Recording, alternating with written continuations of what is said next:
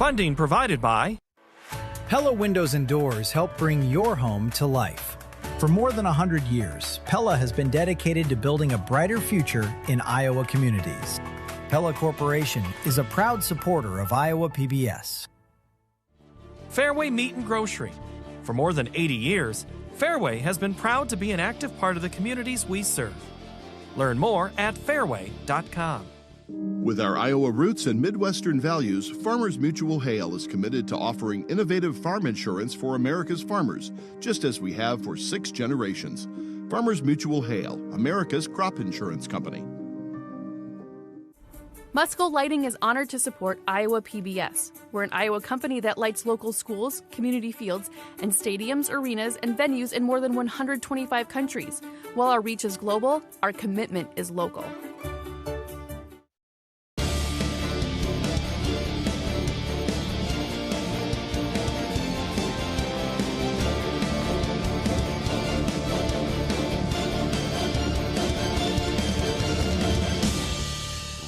A beautiful, cool afternoon in Fort Dodge at Rogers Sports Complex. The last day of the 2026 softball season here for the Iowa Girls High School Athletic Union.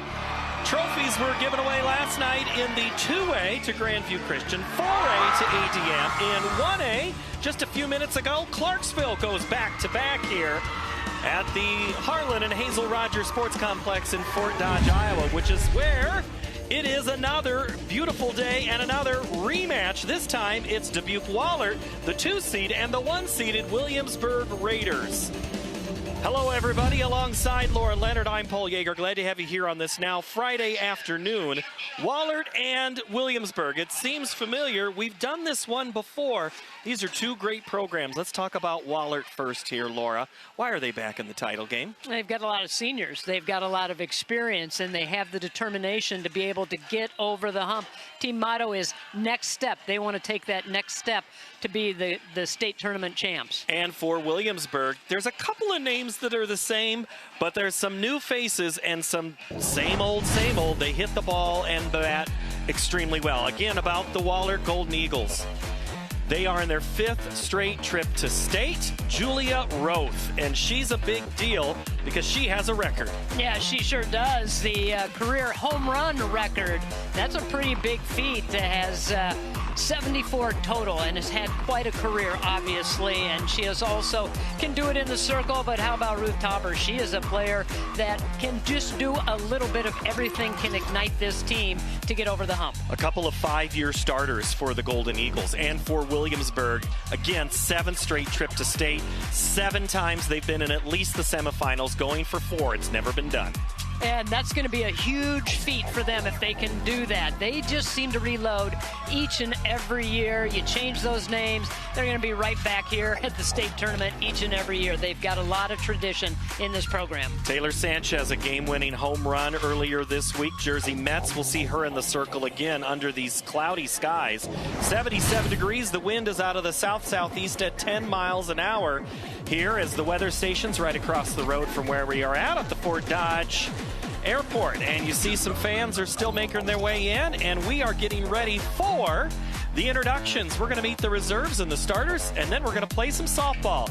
Let's go up to our public address announcer, Tim Fitzpatrick. And welcome to Rogers Sports Complex and Channel Field for this 3A state championship game. Featuring from Dubuque, the Wahlert Catholic Golden Eagles and the Williamsburg Raiders. It's time to meet the teams. Let's start with our visitors from Wahlert Catholic. Here are your non-starters. Number 1, Kale Murphy. Number 6, Kiera Flanagan. Number 7, Kylie Sieverding. Number 9, Quinn Mattill. Number 10, Madeline Maroney. Number 11, Leah Rolling. Number 12, Abby Rolling. And number 21, Zoe Nepper. Your assistant coaches, Mark Rako, Alex Jeffrey, and Katie Hayes. Now here's your starting lineup for the Golden Eagles from Wahlert Catholic. Leading off, the designated player number 14, Julia Roth. Batting second in center field, number 17, Ruth Tauber. Batting third, playing third base, number 4, Addie Klein. Cleanup hitter for the Golden Eagles at second base, number 3, Sadie Schultz. Batting fifth at shortstop, number 24, Natalie Ruba. Batting sixth at first base, number 18, Haley Lang. Batting seventh, doing the catching, number 23, Lily Oberhofer. And batting eighth in right field, number 16, Claire Brocious. And batting in the ninth position in left field, number 2, Ari McClyman. And your pitcher, the flex player, number 13, Cameron Tyson. Head coach for the Golden Eagles, Tyler Lang. And now let's meet the home team, the Williamsburg Raiders. Here are your non-starters. Number 1, Keston Spratt. Number 3, Tenley Sanchez. Number 5, Aubrey Messer. Number 7, Cora Foster. Number 8, Harper Weingarten. Number 10, Maggie Jensen. Number 13, Kaylin Becker. Number 19, Sophia Stratton. 21, Layla Dorman. And 22, Braylee Plotz. Your assistant coaches, Jenna Thurm, Elle Ridgway, Gwen Mays, Shannon Finn, and Allie Gorsh. Now here's your starting lineup for the Raiders of Williamsburg. Leading off, playing center field, number 12, Ava Hooker. Batting second at shortstop, number 15, Kylie Allen. Batting third, playing second base, number 2, Taylor Sanchez. Cleanup hitter for the Raiders in left field, number 11, Harper Myers. Batting fifth, doing the pitching, number 17, Jersey Metz. Batting seventh at first base, number 4, McKenna Capper. Excuse me, that was batting sixth. Batting seventh in right field, number 6, Maddie Gorsh. Batting eighth, the designated player, number 18, Jordan Skaggs. And batting in the ninth position, the catcher, number 16, Lily Ness. And your flex player at third base, number 9, Clarissa Sewer. Head coach for the Raiders, Adam C. Bertie. And now, fans, please turn your attention to the home plate area. The umpires assigned to this contest by the Iowa Girls High School Athletic Union. At first base, Buck McWhirter. At third base, Brett White. And calling the balls and strikes today, Mr. Ed Oliver. All right, who's ready to win a state championship?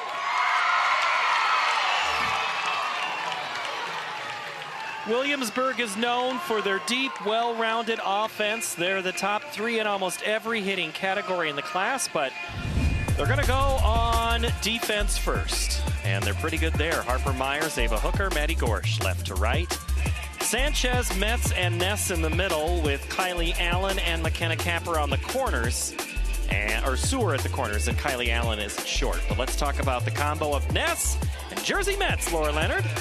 Yeah, really good combo. These two work very well together, and Metz has a lot of pitches that she can throw. She's just been steady her entire career. She can move the ball around and hit all of the corners. 24-4 on the year. Her ERA is a 1.64 over 158 innings pitched. She's walked 32 but struck out 117, and she is going to face a lineup for the Wahlert Golden Eagles, which can hit the ball, but they are missing one of their key players from last year. But let's meet the ones they have this year. Julia Roth is going to be the pitcher, Ruth Tauber in center, Addison Klein at third, Sadie Schultz, Natalie Ruba, Haley Lang. The catcher is Libby Oberhofer, Claire Brocious, and Ari McClyman. Round out positions 8 and 9, Laura. Keys to this contest for you, what do you see? Well, for Wahlert Catholic, what they need to do is be disciplined at the plate. Take a few pitches, see what Metz is throwing, and hone in on it and drive it and rely on their senior leadership, rely on that experience. And for Williamsburg, play clean defense. Can't afford those errors. And then just focus on them. Don't worry about who the opponent is. Do what you do best. Well, the focus is the Class 3A state championship game just after 5 o'clock on July the 24th. Time of game is 5:10. 10, time of the first hit, the exact same second. Roth takes the first pitch, lines it into left field for a double.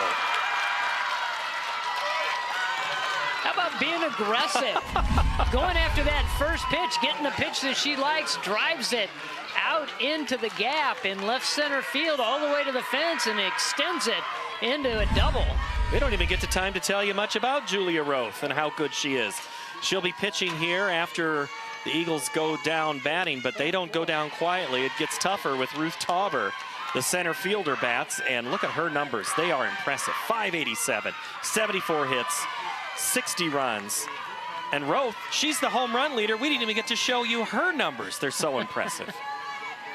Well, top to bottom, this is a good lineup, and power and speed, and they just know how to connect. Tauber heading to the University of Northern Iowa. There you just saw Roth, who's headed to Iowa. So you've got 380 connecting their future college plans. But right now, while they're still wearing Wahlert uniforms, they want to change the script from last year, and it's 3 balls and no strikes as Jersey Metz falls behind Ruth Tauber. I think maybe shaken up a little bit with the quick start that Wahlert has gotten. And that's a strike.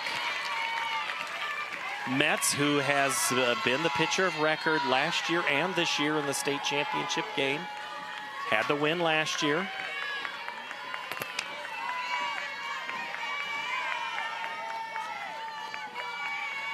The 3-1. Lifted in the infield, Metz underneath it. Moves about 3 inches to her left towards first. On a hard ball to field, but she makes it look easy, out number 1. Yeah, that was a high pop fly, able to camp underneath that, but Tauber took a ball, should have taken that to the right side, gone with that pitch, tried to pull it or try to take it to center field and just popped it straight up into the infield. First pitch to Addison Klein, hitting in the 3 spot.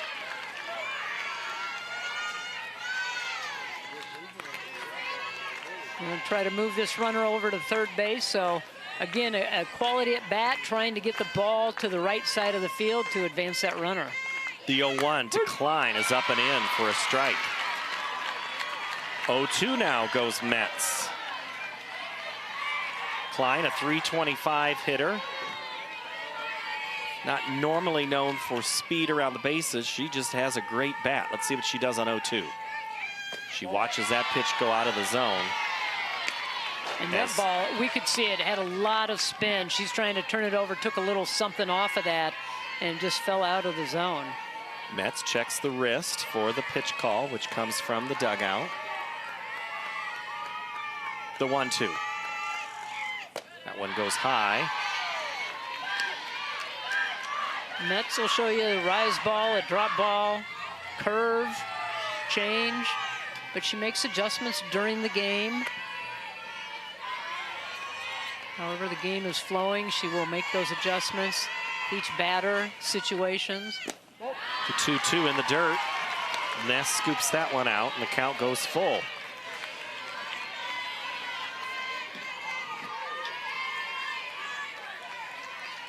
Three balls, 2 strikes. Ness also looks for the pitch call, so she knows what's coming and what to throw down. The 3-2. Lifted, high, but out of play over the camera well near the bullpen. Don't worry, hold on. I got to get something in because I didn't clean something up last game. No need for our EIC, Kevin Rivers, to go check that out. No camera was hurt right there. Kevin, keep doing what you're doing, keeping this broadcast online. The 3-2 coming from Metz here in the first. And that misses, so it's 2 aboard here with 1 out. Still trying to figure out the strike zone of Ed Oliver behind the plate. Been working that outside corner, have not gotten the call. This is where she needs to make those adjustments. Just move it in just enough to get the outer part of the plate to get those calls. Change up starts out with a strike to Sadie Schultz, who's playing second today, the senior. Part of this great senior class that Laura talked about in our open, a .336 hitter. 30 runs batted in and 25 runs herself.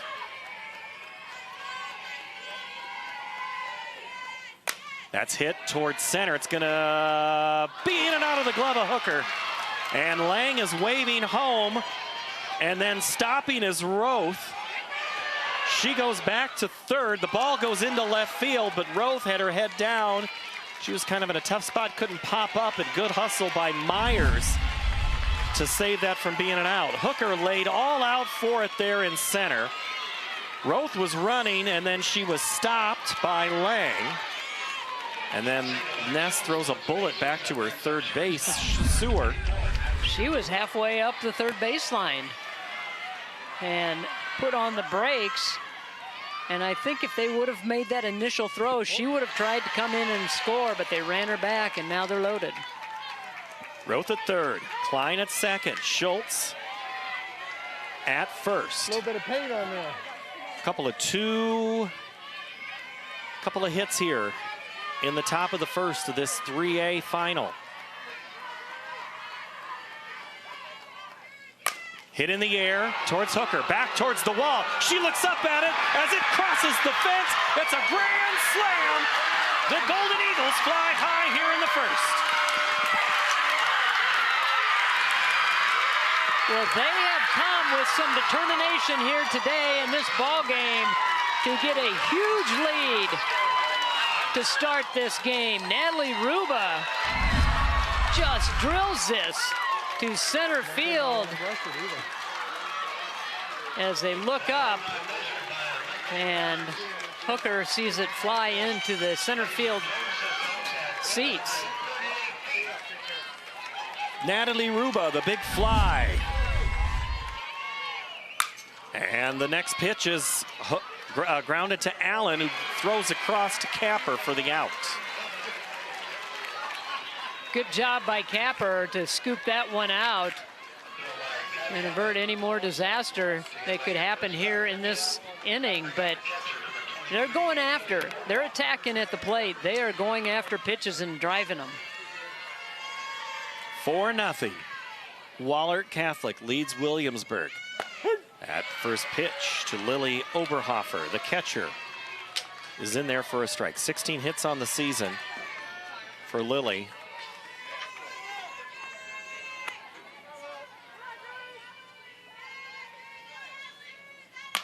Ground ball to Allen at short. Across again to Capper for the out. But a big first inning for the Golden Eagles. They strike first with 4 on a grand slam by Natalie Ruba, with Williamsburg coming up.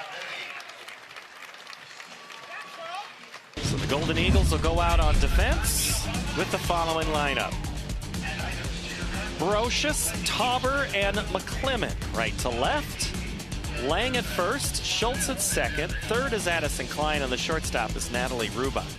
Lily Oberhofer, who will put the shin guards on after grounding out.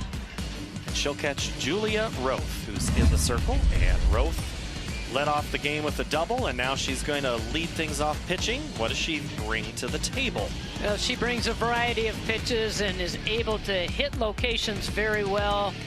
We'll see a little spin with some of her pitches, but she is sneaky good. Sneaky? Her? There's not much sneaky good on her. She's just fantastically good. But that's so tough to pitch against this lineup. She's going to have to be sneaky in a couple of things. Hooker, Allen, Sanchez with Harper Myers in the cleanup spot. Jersey Metz, McKenna Capper. Then it's Gorsh, Skaggs, and the catcher Ness to round out that lineup for Coach Adam C. Bertie. And Aaron Gerlich is delivering the home run ball to Natalie Ruba's family. I had a chance to bump into her mom, who just took that home run ball after they won to advance to the finals, and I looked at her and she was wiping away tears. She was so happy that they advanced to the finals again, and just so proud of what her daughter has done. Hooker tries to bunt herself on, and she does.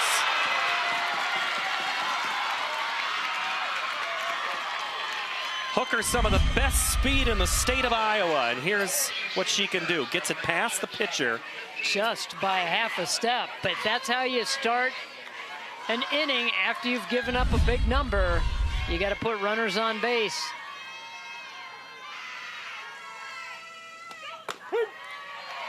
Kylie Allen, the shortstop. Good bunter. She can lay one down. You might see her do it here. They can start making them up one by one. Oh, and that's going to hit. Did that hit her? It did. So Kylie Allen is going to be on base on a hit by pitch. Hooker goes to second. Hooker was off with the pitch. And that one just kind of got up into the... Ooh, that didn't... I think that missed her guard. Yeah, and maybe hit right below the elbow, Laura. Didn't really flinch. She wore it. And... literally. Yeah, literally. And seems to be okay. So now it's Taylor Sanchez. Hits it high in the air and does exactly what Tauber did in the first half and pop it up in the infield. One of the best hitters looking to have a big fly, and Sanchez is out on the first pitch from Roth. Well, both these teams coming out swinging the bats and being aggressive. Maybe a little too aggressive and wanting to crunch one. Maybe wanted to make that up in one swing, got underneath that and sent it straight up the pipe. And that's going to be off the glove and into right field, and Hooker is going to round first. Throw comes into home. It's off the mark. It's fielded by the pitcher. Hooker scores on a single by Harper Myers, 4-1, as Williamsburg cuts into the lead. Good piece of hitting as you go to the right side of the field and just underneath the glove of Schultz out into right field. The throw comes all the way through as you see Hooker slide in, and that allows Myers to move up to second. So they're just exchanging positions. Still two runners in scoring position. Where have we seen that before with Williamsburg? It seems like it's something they do each and every year. It's just how they play. They're aggressive. They're aggressive on the base paths. They get the key hit. They take advantage. And there's a liner back to the shortstop, Ruba, who had the grand slam, now makes a great grand play at short for out number 2.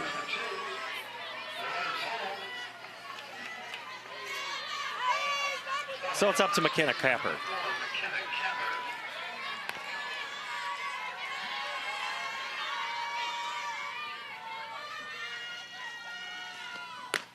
Two away here in the first. One run in already. Hooker has scored. Allen's down at third. Capper, a .363 hitter. Really looking for that clutch hit to get a little bit closer, but you wouldn't be disappointed with only getting one run here. You get one of them back in the first inning. You can continue to chip away, and it's going to give you confidence knowing that you were able to come in that first inning and get some solid contact against Roth. And I think they have so far. That seems to be what's going on. I think we're set for a darn good matchup here. The 1-1 is in there for a strike. I didn't 100% know how the 1A game would play out, but I really thought 3A, 5A, we were going to see a whole lot of hitting. And this one hasn't disappointed here, as we're only in the bottom of the first and 5 runs have already scored. Swinging and missing is Capper. The Raiders leave a pair, but Williamsburg scores a run to cut into this lead 4-1, and Williamsburg had to use part of the new format of this tournament, the Iowa Girls State High School Softball Tournament. This year, the Girls State Softball Tournament adopted a hybrid double elimination format leading up to the title game. In round 1, 8 teams play. In round 2, the winners from round 1 play each other while the losers do the same. Round 3 sees the loser between the round 2 winners play the winner of the round 1 losers who battled it out in round 2. In round 4, the winner of the round 2's winning teams takes on the winner of round 3, but if the round 2 winner loses and both teams have one loss, The same teams play again in round 5 to determine who goes to the class title game. However, if they win, round 5 is not necessary, and they automatically advance to the championship, where the winner takes all. And we did have that play out in an interesting way here, because look at Williamsburg on the top. They actually lost to Mount Vernon, had to turn around and beat them twice to get into the championship game, whereas Wahlert, they beat West Delaware, Van Meter, and Van Meter again. So some teams had to play each other twice, some 3 times. But here's how we end up in this double elimination asterisk tournament. Yeah, and there's been a lot of conversation of, do we like it, do we not like it? But you've got to give it a try. I think there's a lot of opportunity, and I think a lot of learning from what this tournament has brought here to Fort Dodge. And I think, you know what, for the most part, I think the consensus is everybody likes it. Everybody knows what the rules are, as McClellan stands in for a first pitch ball delivered from Metz. It is a format that everybody knew the rules going into the season. That, yes, your first loss in the state tournament could come in the championship game. And Edco already experienced it. Yeah, they went through their bracket clean and got straight to the championship game without a loss. The 2-0 bounces away from Ness as Metz throws that one a little bit low. She was trying to keep, she was trying to keep Brocious from getting a bunt on. That's why we put that mask on there. Always some good conversation back and forth between the home plate umpire and the catchers.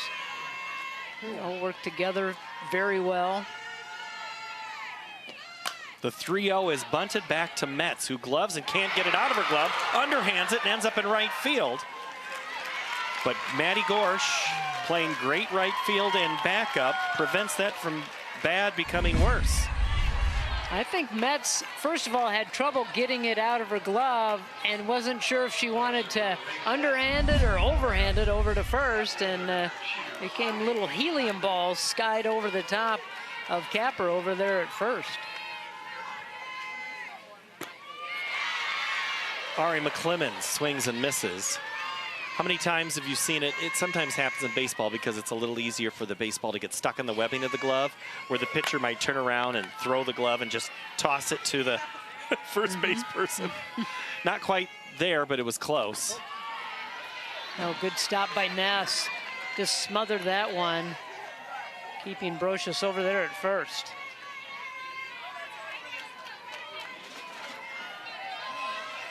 Ness. Supporters all around for her. Ground ball foul. Lily's grandma had a chance to see you right before the game. Worked with her, called on her office when I was working years ago, and she also let me know that it's Nessa's mom's birthday today. Oh, so really? She would like to give her mom a little birthday present. Well, she blocks that one, going down to second, and getting there is Brocious. And again, the ball ping-pongs around into center field. Hooker comes in on the stolen base. So McClellan now with a chance to add to this 4-1 lead with a runner in scoring position.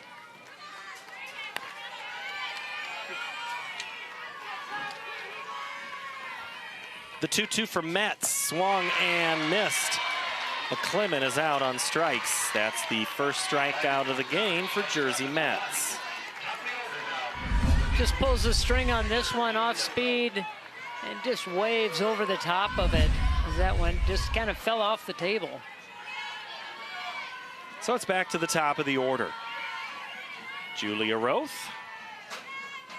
the career home run leader in the state of Iowa. I remember last year when we talked to her, she said, I just try to keep it simple at the plate. I see the ball, I hit the ball. And then she does. Obviously, yes. It's been very simplified for her. And when you bring it down to that level and just relax at the plate, you can do big things, and she has. Well, huge opportunity to do more big things. She's ahead in the count, 2 balls and no strikes with a runner at second and 1 out here in the top of the second. The pitch from Jersey Metz is outside for a ball. 3-0.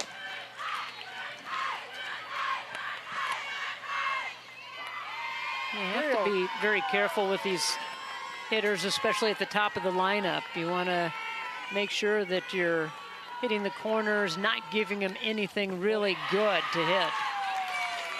That one's in the dirt, so you would have needed a 9-iron to get that one.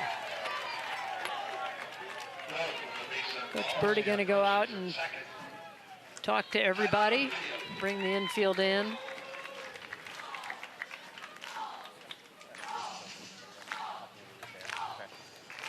Foot on the gas, foot on the gas, all right? All right. Don't run into tag here, avoid make a decision. Okay. All right, come on, keep your head up, let's go. Adam Birdie. We'll talk to him later in the contest. He's no stranger to this final, being in the final the last 3 years in a row.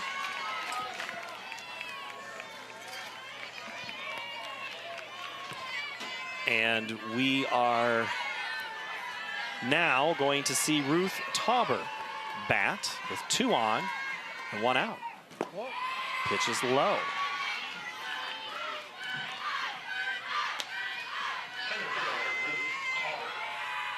Big chance to be able to get that run back and add to that lead, pad it a little bit.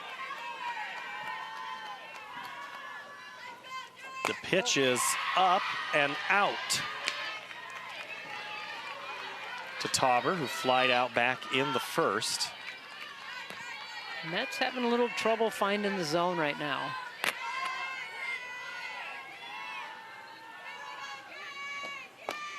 And that pitch is a strike. That's one of the things with these hitters. They came out aggressive in the first inning, so you might shy away a little bit, but you've got to come after these hitters, make sure you're getting ahead in the count. The 2-1 to Tauber is another strike. Mets did not pitch in game 4 that Williamsburg had against Mount Vernon, but she did pitch the next game. Or no, she didn't pitch in that one either.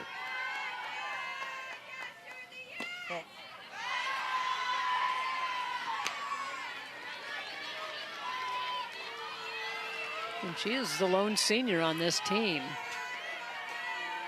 So we talked about the fact that this is a team that's trying for a little history to win 4 in a row. With only 1 senior on the team. They're set up to make a huge run. Tauber skies it to Allen, who then throws back in behind to try to sneak in at Brocious. And there's 2 away. Twice they've been able to get her to hit those big fly balls.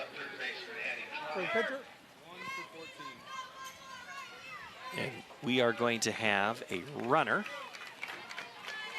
And it is for Dubuque Wahlert, Kaylee Murphy. Number 1, courtesy for the pitcher.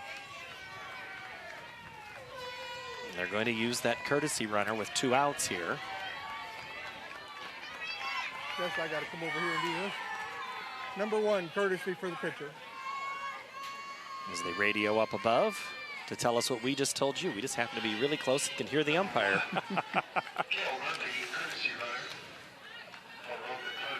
Shh, it's our advantage. We get to hear things. First pitch lifted into right, or to left. That's going to be a base hit and allow another Wahlert runner to score. And it's 5-1. Addison Klein delivers with 2 outs here in the second. Solid base hit. Right out of the reach, you can see that Scher jumps just over her glove. And then a little trouble by Myers picking that one up in left field. Otherwise, there might have been a play at the plate. Sadie Schultz singled in her first time at the plate and was on base for the grand slam as Natalie Ruba waits on deck, who hit that grand slam. 2 on, 2 out. Change up. It's fouled off to the left side. And Mets ahead, 0-2. That's what you need to do. You got to get ahead in the count, and this inning she's had a little trouble doing that.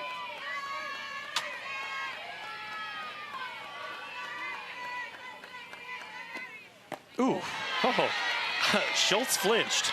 She thought about that one as it sailed out of the zone. Good job holding up. And it did. It just dropped off the table. That one is one where you think, boy, I can get down there and get that and barrel it up, but she held off. Mets' 1-2 is hit into right, off the glove of Capper into right field, and another run's going to score. And it's a single for Schultz, or it's a hit for Schultz in play, and it's now 6-1 Golden Eagles. Going opposite field with this pitch. Just off of the glove of Capper. Boy, she stretched out as far as she could. She could. She did, yes. Couldn't pull it in. And that's well hit. That is headed high. That is far. That is gone. A 3-run homer. Back-to-back. Natalie Ruba.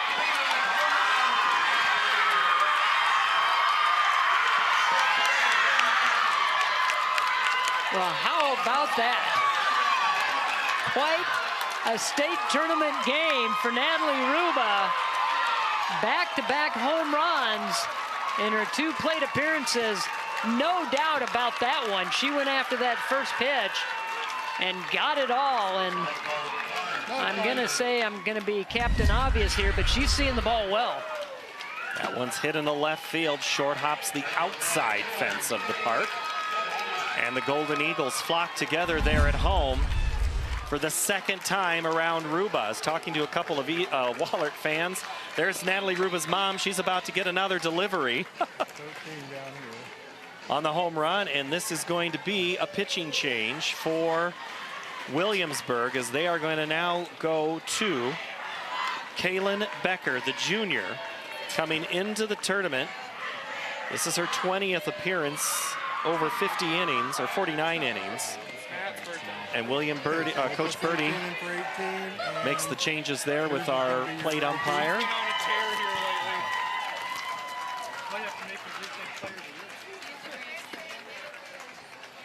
And Coach had seen 9 runs score, and this game has a different feel to it now. It really does, and you got to make that change right here. 13 is in for 18. Because this team in Wahlert has decided that they are going to get out as far in front as they possibly can. This is going to be their state title, for 18. and they're going to make Williamsburg chase them. She will pitch. There's a look at Erin Gerlich going. She knows the path to the Rubas.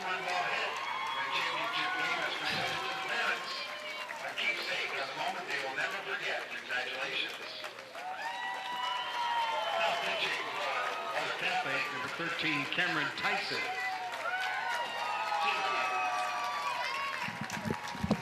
So now, another good moment there for the Eagles. Kaylin Becker, the junior, usually splits games. She does have the best ERA, and right now they need to stop the bleeding, as the first pitch to Haley Lang is a strike.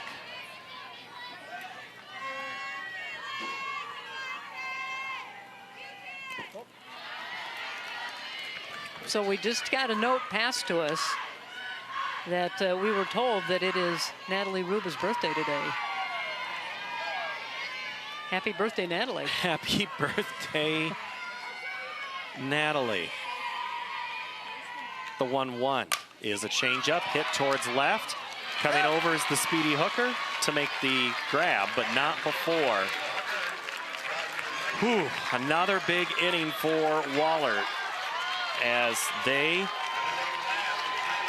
had another great inning. And this year, is a special year because there could be a significant numbered fan. A 1 millionth fan could punch their ticket to the gate here at the Harlan Rogers Sports Complex. And it's been here since 1970. Eric Pratt, who I had a chance to bump elbows with earlier this week from the Fort Dodge Messenger, he's been tracking 56 years of attendance, and they've all seen some memorable games. That fan you saw had Fort Dodge gear on, and Andy Adams' squad was here for the Dodgers. St. Ed's was here, so a couple of extra fans. Maybe they were one of that 1 millionth, but we haven't yet received. We'll ask Aaron Gerlich about that later today, if they have that 1 millionth identified yet. Yeah, and this has always been well attended up here in Fort Dodge, and there you go. You get a look at Natalie Ruba, and what a tournament game she's having, and a special day in many ways. Not only the 2 home runs, but celebrating a birthday in a big way. That one celebrated the actual day of birth not that long ago. Yeah. That we just showed Maybe you. That's the 1 millionth fan that has come through. How about that? And you now, child, have to come to every state tournament the rest of your life, like you're coming to the state fair or something. I don't think that little one would mind at all with this atmosphere that they have here in Fort Dodge. Maddie Gorsch fouls the first pitch away off of Julia Roth.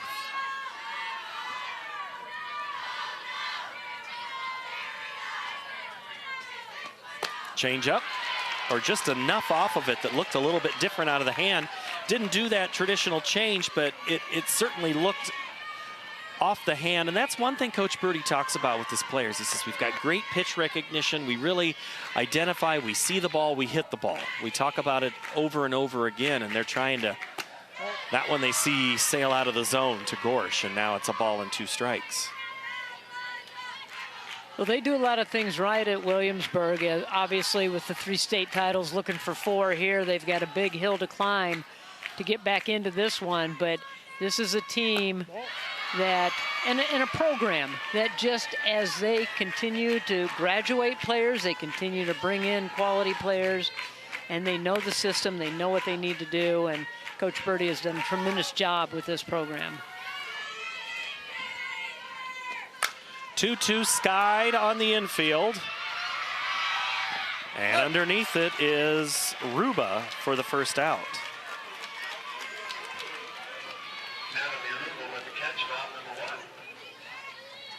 Williamsburg needs to try to get on top of some of those pitches, level them out. Instead of that big uppercut, getting on the bottom half of the ball, popping it up. Try to get something leveled and drive it. That one skied to the right and fouling out of play. All right, we have a camera crew that's trying to hop when that ball, I'll tell you a story about that in a minute here. The pitch. I was talking to one of the fans yesterday from Wapsie Valley, who I've known for a long time, and he was saying, we were standing right there behind the camera over the first base dugout, and he goes, does your camera people, do they wear armor or something if they were there? They're in a dangerous spot. And I said, oh, no, they're fine, they're fine. I say that now as the ball almost hits the camera. They're good. They're agile out there. Oh, look at that. Yeah, we're moving, we're grooving. Yeah. They know if a ball's screaming at them, they know enough to get out of the way. They do such great work. There we go. Everything. There we go. Thank you, camera operators. Again, fouled out of play as we have them. There's the first base camera operator. And then, boy, there's a lot of balls going to that section. We just had a home run ball. That one you have to give back, though. You don't get to keep that one. Foul balls have to come back. The home runs can stay. But I think he gets a treat ticket for the concession stand or a sucker. The 2-1 is back up the middle to Roth and shovels it over to first. And the out is made of Kaylin Becker, who now is batting for Scots.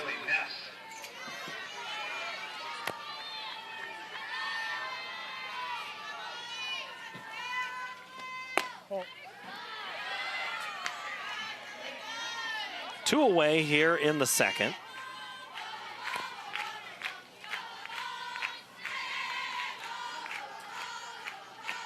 1-0's fouled right over Laura's head. Yeah, first time today I flinched. I was writing in my scorebook and I looked up, and then all of a sudden, good thing they put that netting up. That's right. The 1-1 coming from Roth. Hit high in the air to right, but back there is Brocious, takes a couple of steps back and makes the grab. And Williamsburg goes 1-2-3 in their half of the second inning. 9-1 is our score here.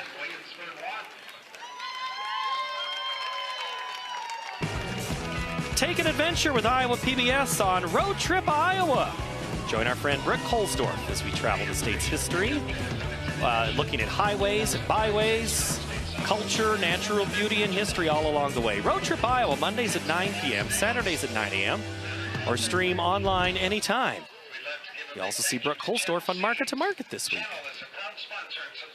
Thanks to the crew back at the station in Johnston to keep our programming happening. Here we're in Fort Dodge, and we're still looking at the new pitcher for Williamsburg and Kaylin Becker, the junior here. She's coming into a tough spot. What does she kind of need to do, Laura, now that she starts an inning fresh? Well, first thing, get that first out of the inning. That will give you some confidence, and everybody can kind of take that deep breath and get refocused. But you've got to have some clean innings. Don't want to give up any more runs, no more base runners. I know it's easier said than done against this lineup because it's kind of murderer's row top to bottom, and they've come out swinging. But just be careful with your pitches, be selective with your pitches, make sure you're hitting your spots, and try to keep the hitters off balance. It's Oberhofer, Brocious, and McClellan due up for the Golden Eagles from Wahlert. Backs up into a strike. Wahlert fans are an eye on us and an eye on state baseball as both of their teams are playing in the state championship. Not just on the same day, the exact same time. The 0-1. And right now, Assumption leads Wahlert 3-0. And Assumption, I was kind of joking, actually, with Chris Andringa, our stats person who sits to our left. We were discussing, we were setting up a little bit about Williamsburg. And it's been Williamsburg, and they play teams twice. First in the championship. First it's Mount Vernon. Then it was Assumption. Swap out a parochial school for Wahlert, and that's who they've played twice in a row now, here for the 3A title. Popped up on the infield. Coming over is the third base person, Sewer, to make this to grab. And there's one away.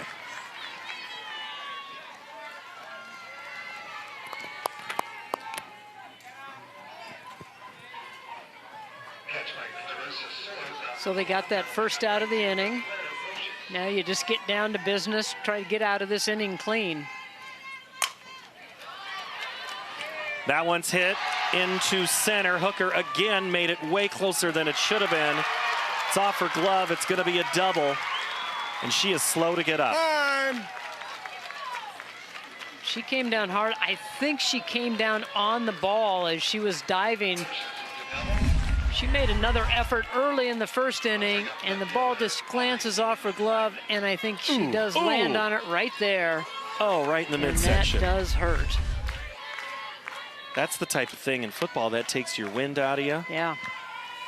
She's taken some deep breaths out there, and she has been so good in center field, and you can see the speed that she has, covering ground, the effort that she gives, diving for the ball.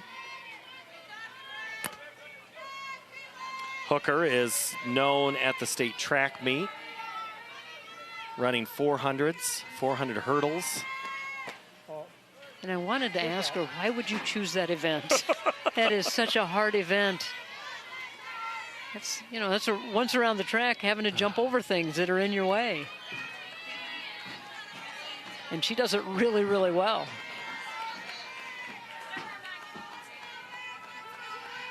She wants to run track in college, loves softball, but thinks that she wants to pursue college track and field, and I think she will do just fine. Runner-up in the 400 hurdles last year, finished second in the open 400 on Thursday. Her time in the 400 hurdles was 1:46. I never could run a 400 in less than a minute, and she's doing it with hurdles. It's just amazing to me that athletes can do that event and do it that quickly. McClellan digs in, 2 balls, 2 strikes. That pitch from Becker is out, and the count goes full. 1 out here in the 3rd. Wahlert 4 in the 1st, 5 in the 2nd, looking to add to it here in the 3rd.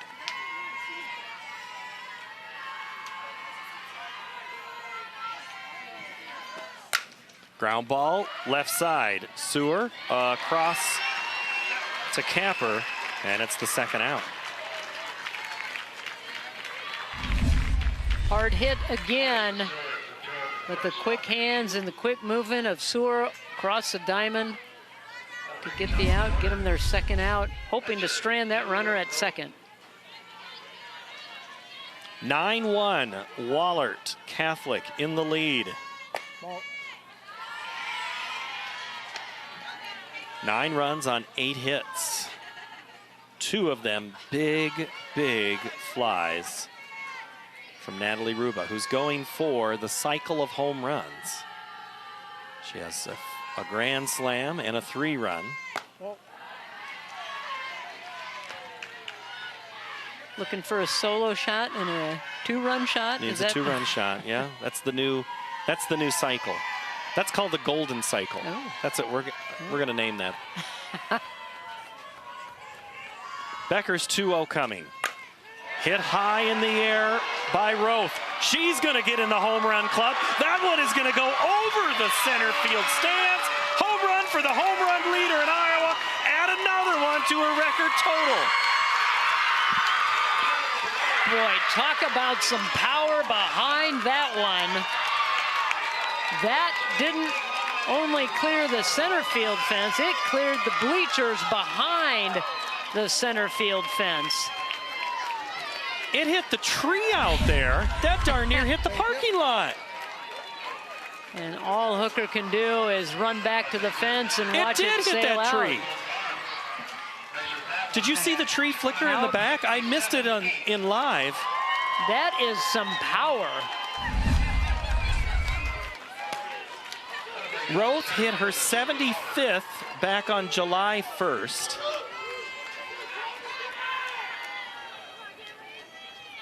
Oh. And against Van Meter, she hit a home run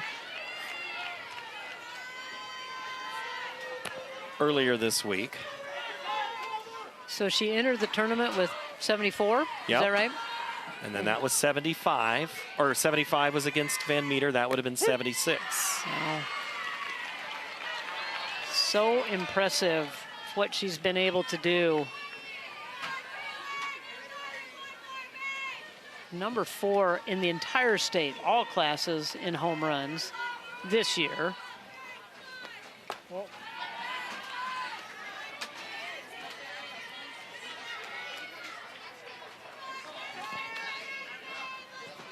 Tauber bats here. 2 in already here. The 1-2. That's out.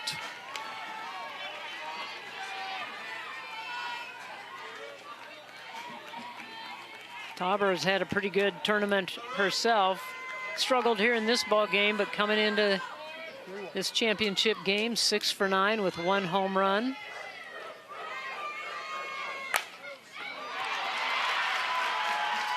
Base hit up the middle. And Tauber continues the damage for the Golden Eagles.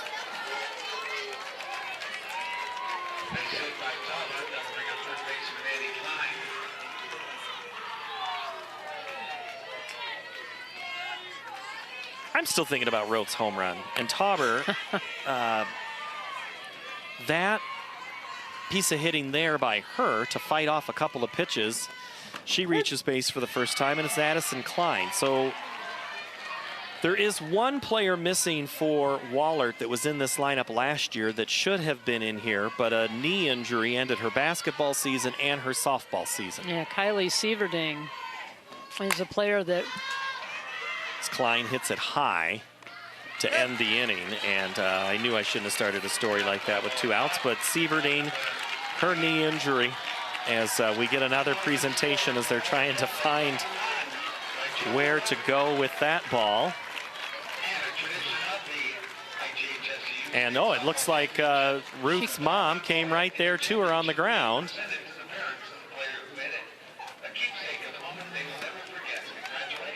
So that's 3 home run balls for Wahlert. 2 of them to the Rubas, now 1 of them to the Tauber family. And here is a look at Roth. Not only can she hit, she can spin. Yeah, she sure can, and just the way it comes out of her hand, she gets a good spin on it, gets some power, drives it, moves the ball around, changes speed. She's done a really great job here against a potent lineup in Williamsburg.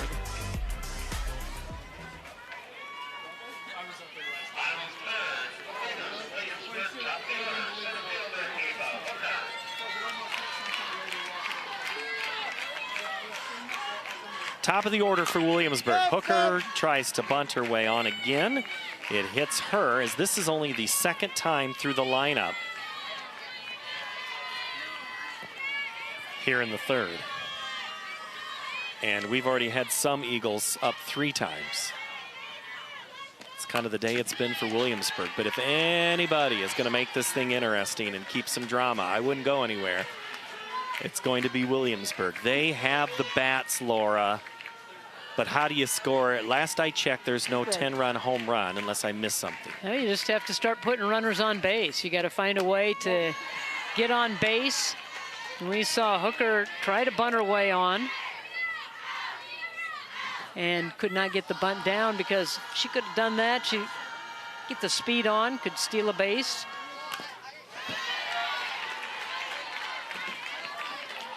But that's what they need to do. They just need base runners. And when you get in a ball game like this, where you have to try to overcome this huge lead, that's all you can do. Figure out ways to make the defense make a play, put it in play.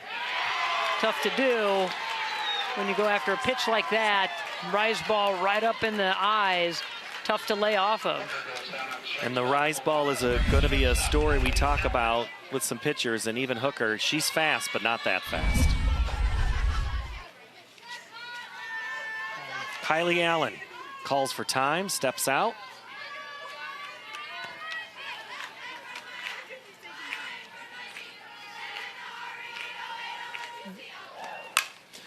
On the ground towards Ruba, across the diamond, out 2.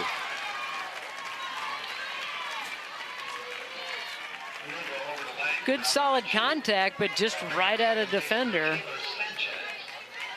Ruba right there, sliding over, and Coach Birdie frustrated, knowing that his team's got to start rallying here, and it's tough to do when a team like Wahlert Catholic has all the momentum. It's all in their dugout, and it's hard to overcome a team that is on fire as they are here in this ball game.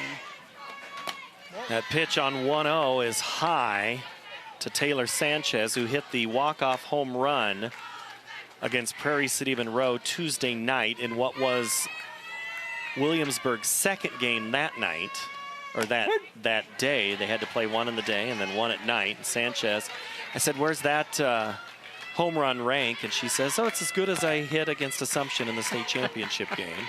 Oh, yeah, well, that's fair. They remember them all. The 2-1. And that one's ripped way down the line. That one hit a tree. But that's foul. Sanchez has verbally committed to Creighton. They're going to get a good one in her. Mom and Dad, both college athletes at Wartburg. And that one's fouled up over the screen to our right. college coaches are all over here. There's a little bit of buzz of what we could see possibly in 5A for a couple of coaches that might be of interest. If you don't know anything about 5A softball, I'm going to tell you that game tonight at 7:30 could be extremely fast because the pitching is so on, or it could be an offensive home run derby of some kind with a team record home run hitting squad in Centennial and one of the best players Iowa's ever seen pitching, and that one's up the middle.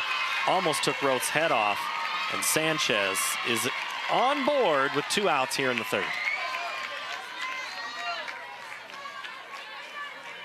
Good job to be able to battle at the plate, and this one right there, Roth could not get her glove up. That's how quickly those balls, that's exit velocity. That's what you hear Major League Baseball talks about, exit velocity. There was some exit velocity on that pitch that was hit right back up the middle. Creighton in the Big East has made some investments over in their softball facilities here recently, so. That one's hit to right, and that's down. And that's going to go all the way to the wall. Sanchez being waved at 3rd. They're going to send her home. Throw is cut off in the circle, and it's 11-2. Williamsburg scores a run on an RBI double by Harper Myers. Myers really having a great 8th grade. She's an 8th grader, and she has really produced for this team. Gets a clutch hit right here to push across a run, and I think you just uttered the words a few minutes ago. Don't go anywhere, because this team can come back. 11-2.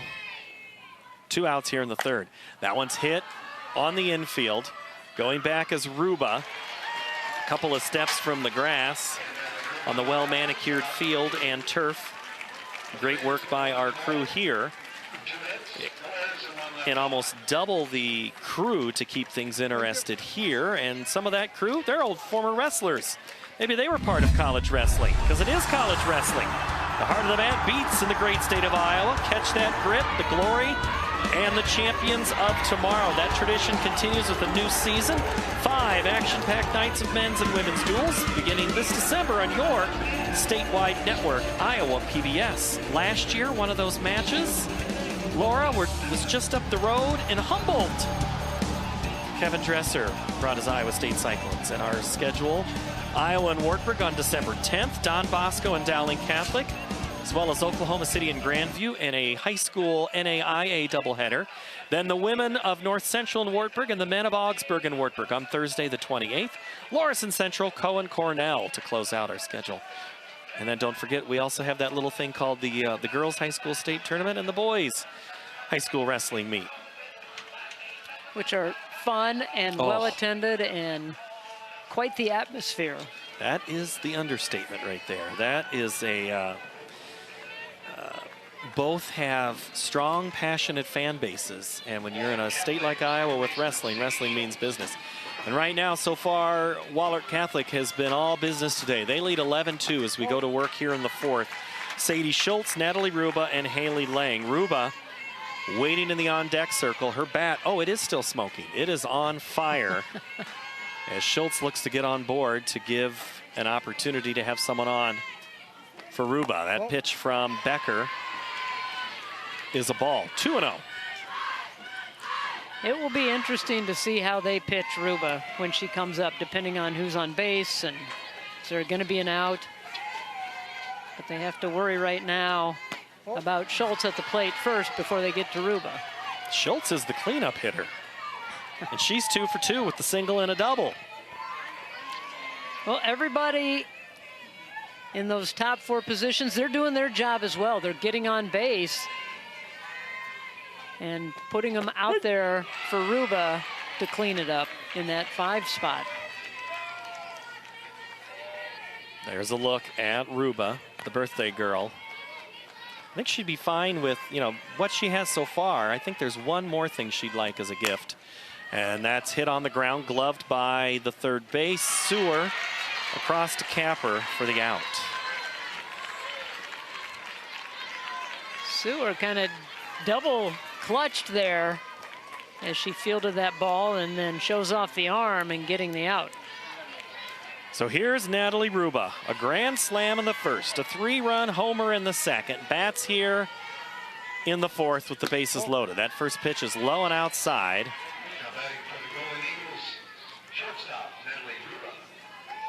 Everybody watching very intently, see if she can do it 3 times.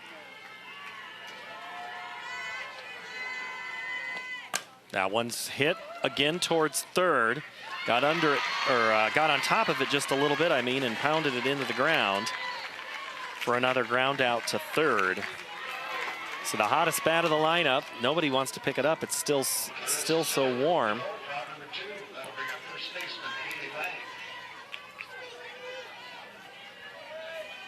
And it's up to Haley Lang. 0 for 2, hits it again. You guessed it, at third. Sewer over, makes all of the outs at third, and then finally a clean inning for Williamsburg. They are still holding. Williamsburg still looking up at an 11-2 hole, as Wahlert has just been outstanding in this contest, and it has been pretty fun to watch if you're cheering for the Golden Eagles. And Tyler Lang is in his 5th year as the head coach of the Golden Eagles, and he is getting ready to join us. He played football at the University of Dubuque.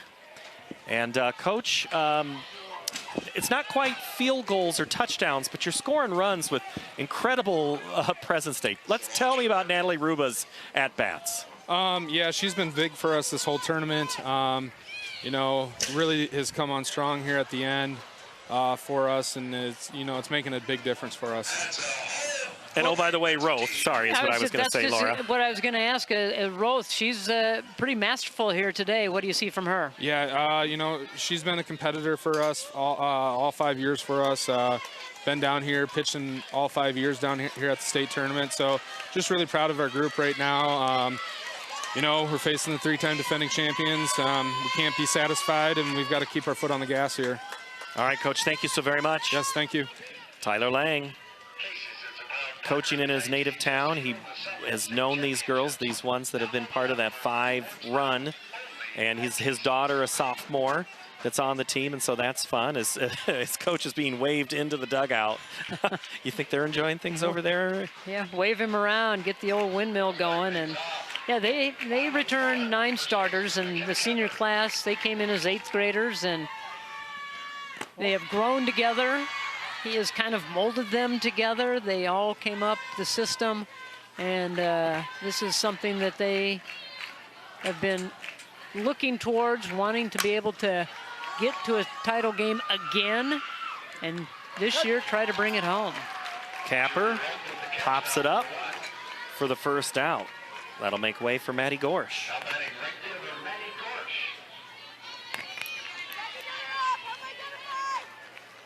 His staff is Mark Rako, who charts pitches, and Alex Jeffrey, co-college alum.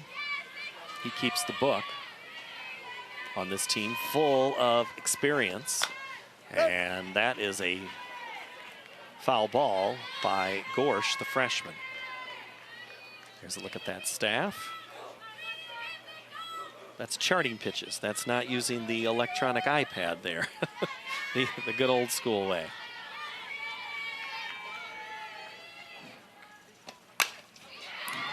Ground ball to short across the diamond.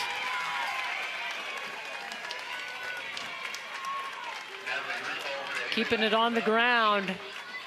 They're keeping the pitches down and not allowing Williamsburg to level off anything or elevate anything.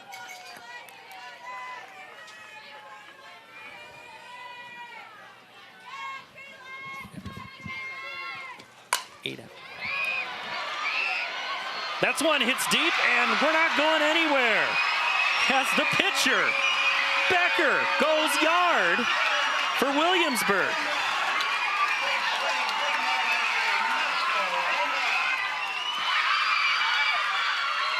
Yep, came into the ball game to relieve the pitcher. Gets the opportunity to swing the bat, and She knocks one out.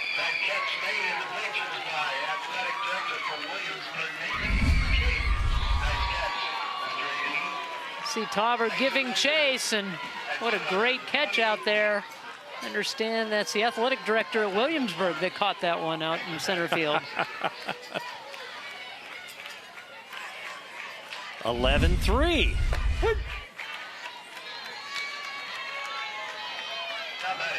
There he is, good look. Athletic director, great catch. And now his phone is going to blow up. AD's phones are already on fire all the time. The last thing they need is to have them on television and talking about Nathan King. So if you know Coach's number, text him, tell him we said so. Say, I'm sorry. But that does not keep this game out of the mercy rule, as even though we're in the fourth, Williamsburg has to keep going. Otherwise, they're really down to just 5 outs right now, because it is 8 after 5.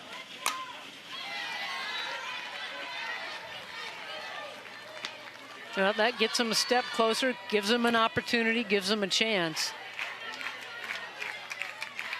And has to give them a little bit of a lift.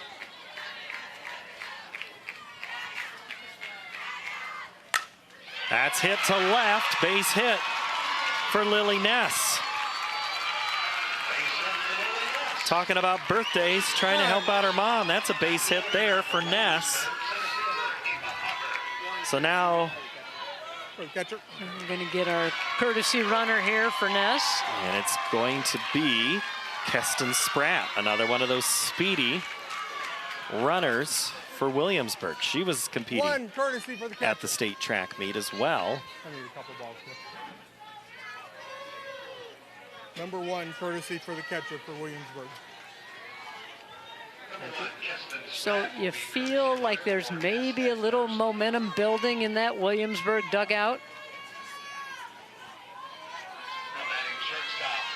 She was 7th in the Class 3A 400 hurdles and part of the state qualifying 4x4 relay, with the one at the bat right now, Ava Hooker. Those two joined on that. So now again, speed and hitting. You gotta speed up Wahlert right now if you're Williamsburg, right? Yeah, I think you have to be aggressive. You have to do whatever you can do, put it in play, run the bases, and they are right here. Throw down to second, not in time. It's off the mark. So Ruba picks it up off the dirt, and now you have a runner in scoring position with 1 out here. Put a little pressure on. Make him start sweating a little bit. Hit to right. It's going to get down. Coming around is Spratt. She's going to score easily, and it's now 11-4. Well, yeah, they're starting to string them together. And we're getting ready for another game ball. This one's going to be to the Becker family. As Coach Lang goes out to talk to his players. All right, work hard here to get out of it. Work hard here. All right, play clean. Let's go to work. All right, here we go, here we go, here we go, here we go. Let's go, get out of it. Here we go. The Becker family gets to put a little something on the mantle. First visit. How fun is that? That is so great. The families are so proud, so happy to have that nice souvenir to commemorate this championship game. High pitch, throw down to second is not in time. Hooker, you guessed it, stolen base. And they're going to say she left early, and she left early, was caught earlier this week. They get her again, so that ends the inning. 11-4 is our score as we go. So that means that Allen will be up when we come back, and Adam Birdie is joining. Adam Birdie joins us now, Coach. Your girls keep battling. How are you going to do this here to keep pecking away? Well, every chance we've gotten it out, we got to make it. I think we've had 4 plays where a ball's tipped off our glove, and they're not easy plays, but against a great team like this, you don't have a choice. You got to catch it. And then offensively, we got to stop popping up, stop swinging at high pitches. Becker's come in and done a nice job of slowing things down a little bit to talk about her performance. Yeah, she's been great here at the tournament. You know, we got to keep going, though. You know, spin the ball, hit the corners. That's about all you can do. All right, Coach, thank you so very much. Appreciate it. Adam Birdie in the hat. 10 years he's had that hat. He says this might just be the last year. He's not sure what he wants to do with it. He said, I'm going to burn it. I said, no. I'll take that. I think the union said they would take that. Put that in the trophy case. That has seen 3 state championships, going for the 4th here. But like he said, they got to just keep pecking away and not give away outs.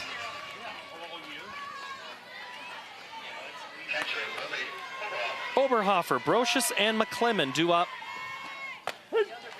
for Wahlert, and a first pitch from Becker. Kalen throws it in there for a strike.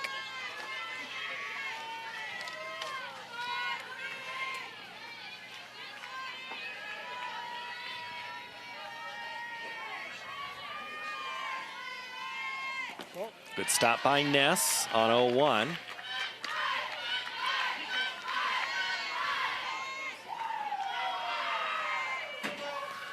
Ness looks over to her left. Gets the call. The pitch. Inside. You know, as you get to the next level, they have a pitch clock that you have to get the pitch off in a certain amount of time, deliver that to home plate. And you wonder if at some point in time, will that evolve and trickle down into the high school level?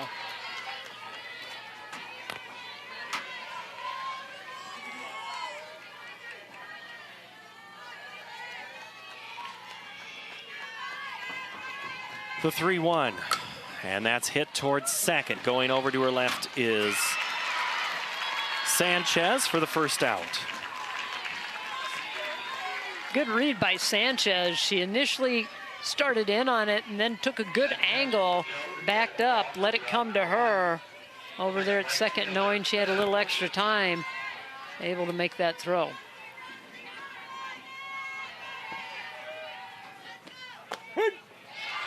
First pitch strike to Claire Brocious, the right fielder. Single and a double. 2 runs scored. Brocious competed at the state track meet in the 200-meter dash, so speed of her own. Wahlert, a very good track team as well. They were in the hunt for a team title. And I know it was kind of talked about last night with Brad and Allie in that 4A game, discussing the other sports going out, and I cannot remember if it was ADM or Carlisle. I think it was ADM saying, you are going out for another sport. It was kind of the requirement.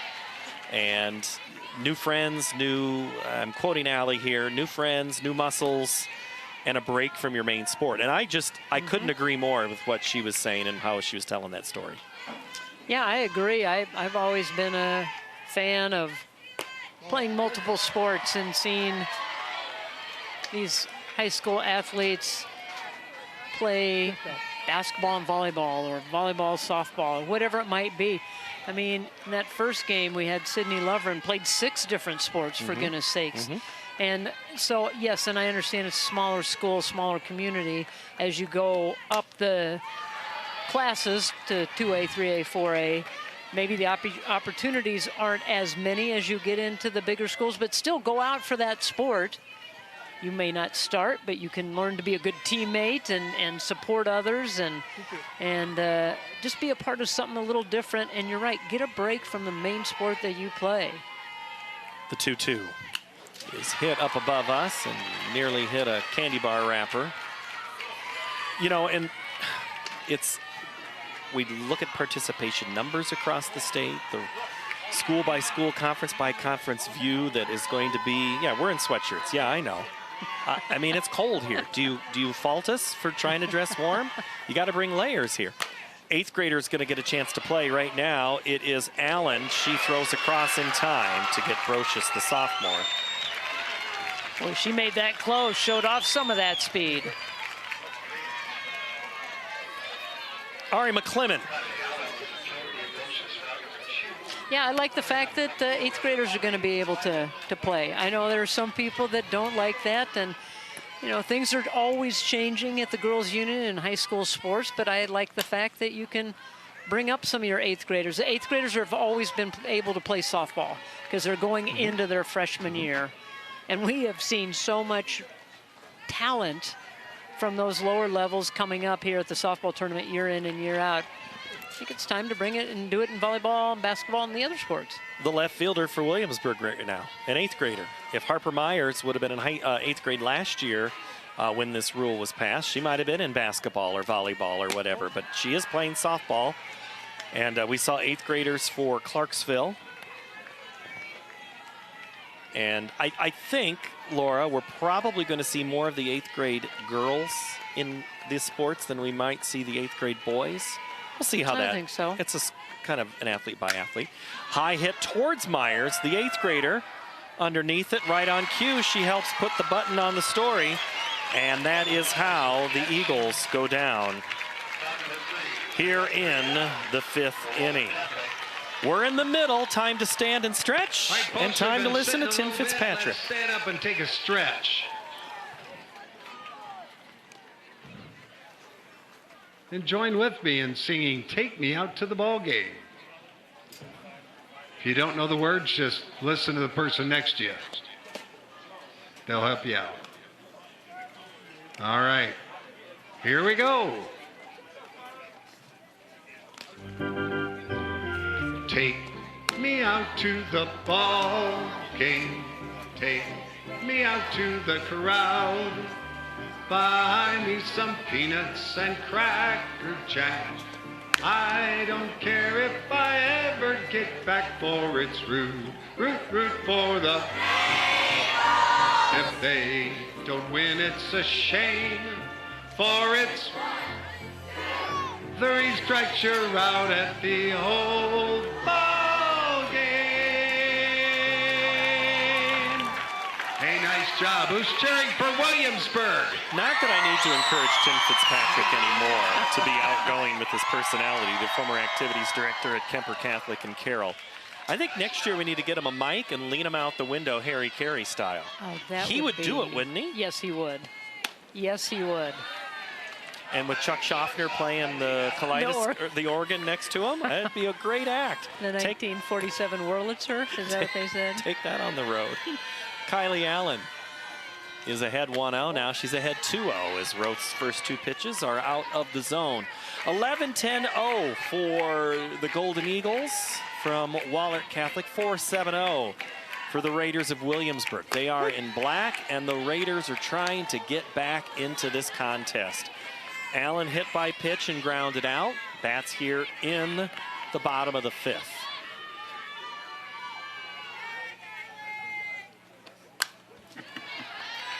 There's going to be a 16th inning, or a 6th inning, unless, sorry, I was doing the math. Unless you're Clarksville. Unless you're Williamsburg and can get 15 runs this inning and win by 8. Yeah, 16 innings sounds like something that happened in our Class 1A throughout the tournament. Well hit to center, going back on it.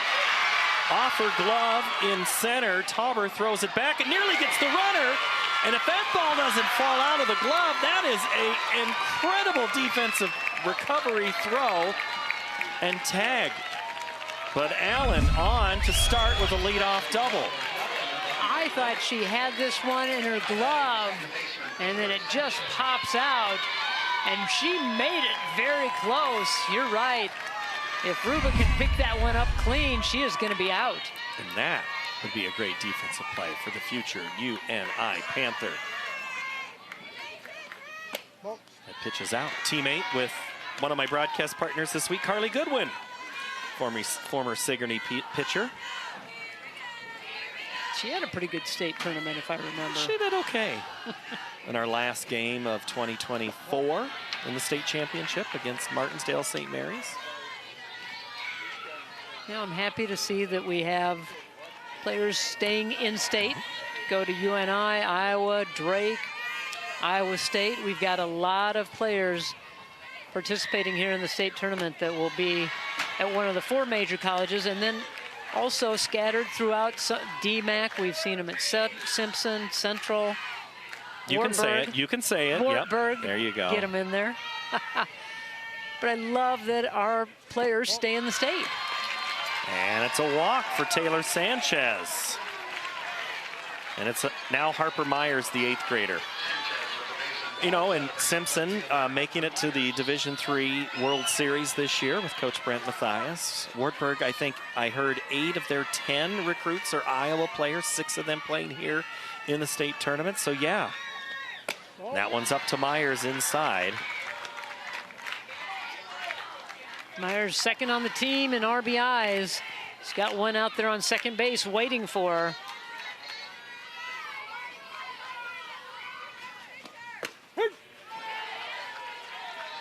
All singles for her in this tournament. Allen at second, Sanchez at first. Yeah, she's a player that never played left field before, and they wanted her bat in the lineup, so they found her a spot out in left field and has played it very well this season. I seem to remember 8th graders of the past from Williamsburg, freshmen for the past from Williamsburg that we see in one championship game, and here we are again. That one's grounded to short, trying to get a pair, and that's not going to happen. It'll be a fielder's choice. Ruba to Schultz to get the middle runner, Sanchez.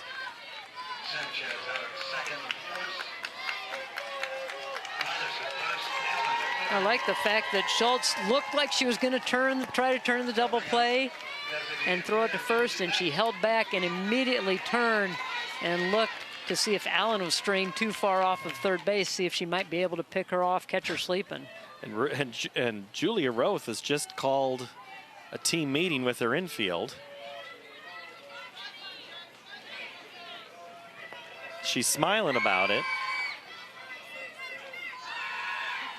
Leadership comes in all forms, doesn't it? Winds and fires. Up high to Jersey Mets. Started the game as the pitcher, now trying to help the team as the batter. And I don't think you chance trying to move that runner from first to second. Because I think Wahlert would be happy to give up the run to get that out. Yeah, there's a look at your runners and the logo in center, the Girls Union logo. The lines painted by the robot with the GPS. They touched it up before last night's championship game. That pitch to Metz backs up over the plate for a strike. Metz 0 for 2. And that logo looks so good out there in center field. Yeah. All 5 diamonds. The 1-2. Grounded hard to third. Klein across to Lang to get out number 2.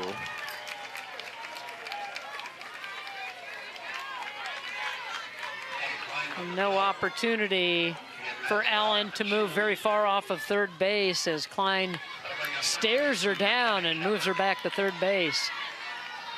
McKenna Capper now. Trying to keep the line moving for the Raiders. Hits the first pitch high and out of play towards the right side and into the fans wearing blue and gold.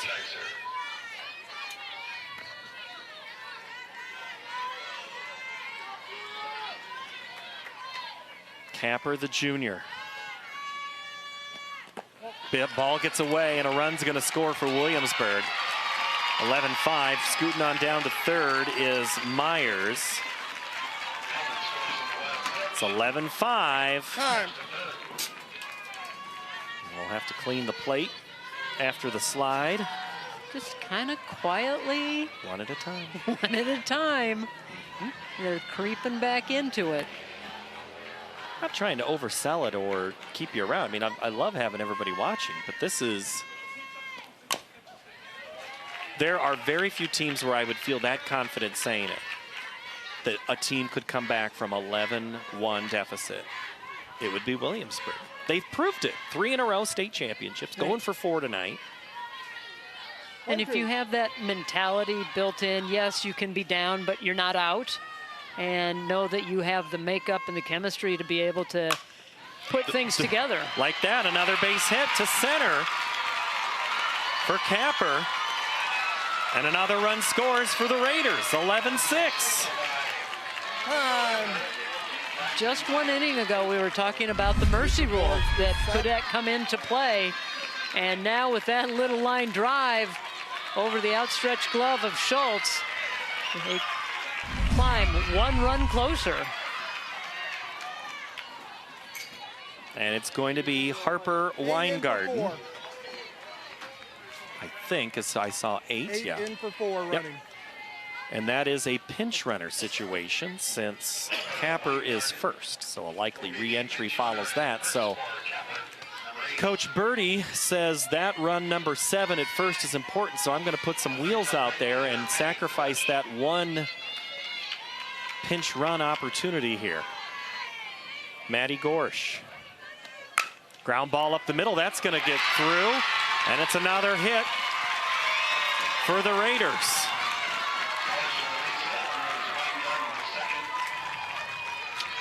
Well, and that brings to the plate somebody that homered in their last at bat. And that's going to be a timeout. Coach Tyler Lang is going to emerge from the first base dugout. And he is going to go out and talk to his players in the circle. Hey, how you feel? I'm good, they're just hitting it. Yep, all right, hey, all right, we got 2 outs, all right? Buckle down, put your foot in the ground, make a play. Let's get out of it, go hit, all right? I told you they weren't gonna lay down for us, all right? We gotta put our foot in the ground right here, get out of it, go hit, all right? Here we go, come on now, come on now.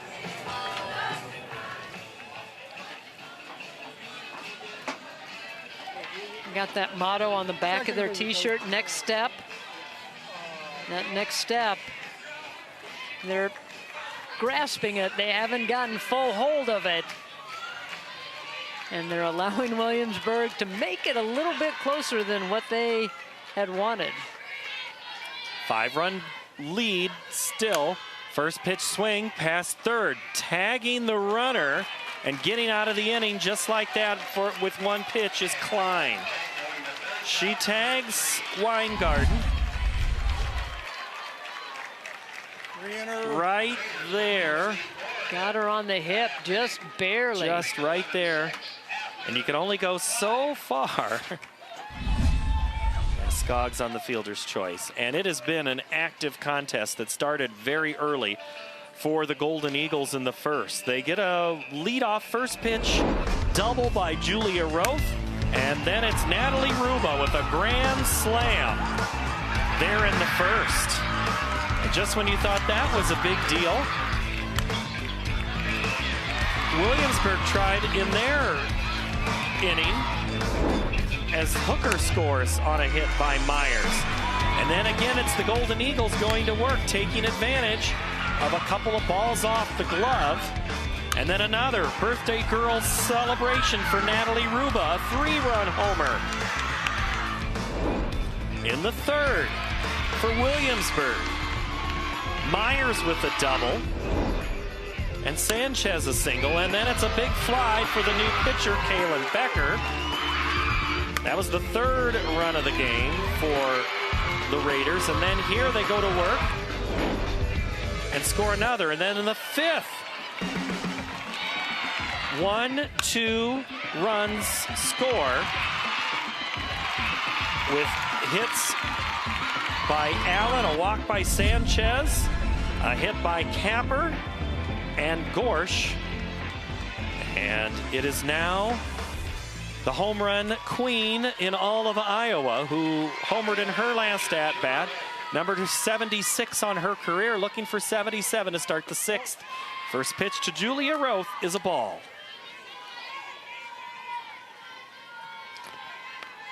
Well, you don't want to put the leadoff hitter on, but you certainly don't want to give her anything really good to hit. Because we saw where that last one, has it landed yet, that last one that she hit? I think the tree, they had to It's call up to the tree. An on-call tree doctor to fix that. That one's hit near that tree as well, no doubt about that one. Julia Roth leads the yard again, another to her total, 77 for the Wahlert baller, Julia Roth. My, oh my. She got that ball on the outer part of the plate and just drove it again over those bleachers out in center field. And you knew the minute it left her bat. Yep. I'm surprised Hooker even turned around, because that one, nobody in those center bleachers did. You know, remember that movie where the home run is hit into the lights? That ball was hit darn near Almost. the big screen. We were going to have ourselves a natural moment. Yeah, she may get one more at bat. You never know. 12-6, Wahlert Catholic. Ruth Tauber. Boy, just I'm sorry, the power coming off of that bat. I mean, she just generates so much with her swing, and as soon as it hit the barrel, it flew. There was the home run watch for the Kendall Lindemann record was not even Julia Roth to start the year. No. It's all on Jordan Kennedy from Ankeny Centennial. Kennedy hasn't hit a home run in a couple of weeks, and Routh just can't stop hitting them. Great June and July for her. And she just keeps adding to her record. And in fairness to Kennedy, she's getting walked a lot in games. Teams are not pitching to her, and teams are pitching to Roth. Roth goes down to first with a home run, or with a walk. And here's another presentation. Erin Gerlich. She's busy in this ball game. Busy.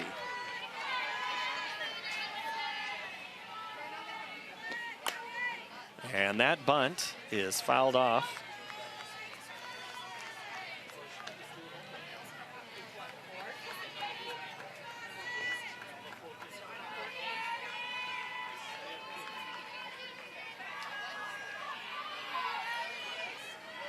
Trying to bunt that runner into scoring position. That one's popped into right for Gorsh. And Tauber retreats back to first on the flyout.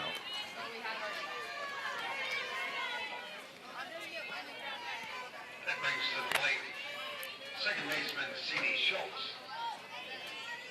Maybe a little, they tried to bunt that runner around, get her into scoring position. Maybe a little thought going through Coach Lang's mind, thinking, hey, if we can put another couple up on the board, we might be able to get to that 8-run mercy rule situation. So maybe they're playing for that.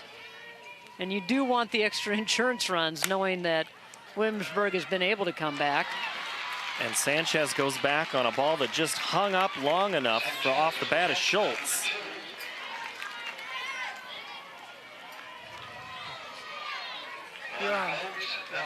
And they're going to walk Natalie Ruba.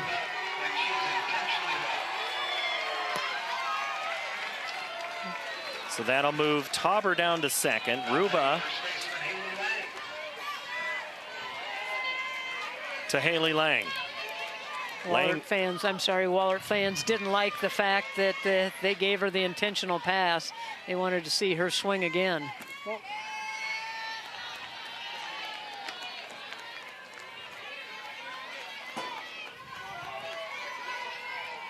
Haley Lang 0 for 3 and a couple of ground outs and a fly out today, but her team is up 12-6.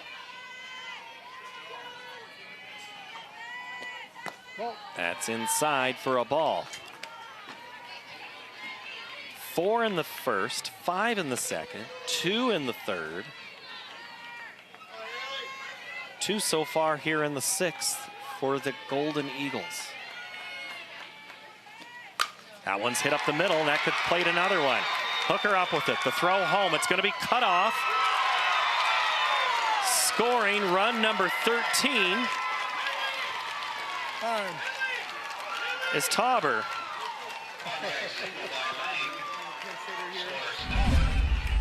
Good job of going up and getting that pitch and lining it in to center field, and Hooker winds up. 21 for 23. Had it on line, but they cut that throw and the run scores.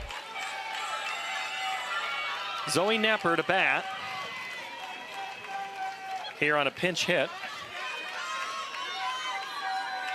Zoe, a junior. 21 for 23 hits. Coming into the tournament, had 16 at-bats, getting a chance now here to swing. With run 14 at second and 15 at first. So Nepper.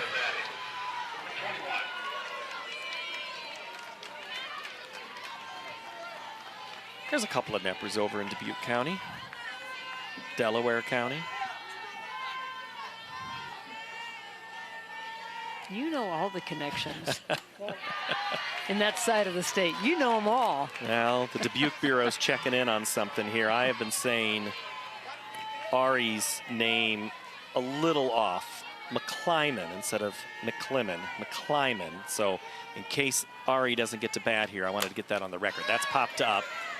And Becker is underneath it to retire Wahlert here in their 6th inning, but not before a couple more runs come home for Wahlert. Man, they are just hitting the ball extremely well today. They lead 13-6 here as it's Williamsburg's time to bat here in the 6th. And it's a little cool today, but pretty soon it's going to be the State Fair, but it's always time to eat. Some guy was at the State Fairgrounds recently eating everything.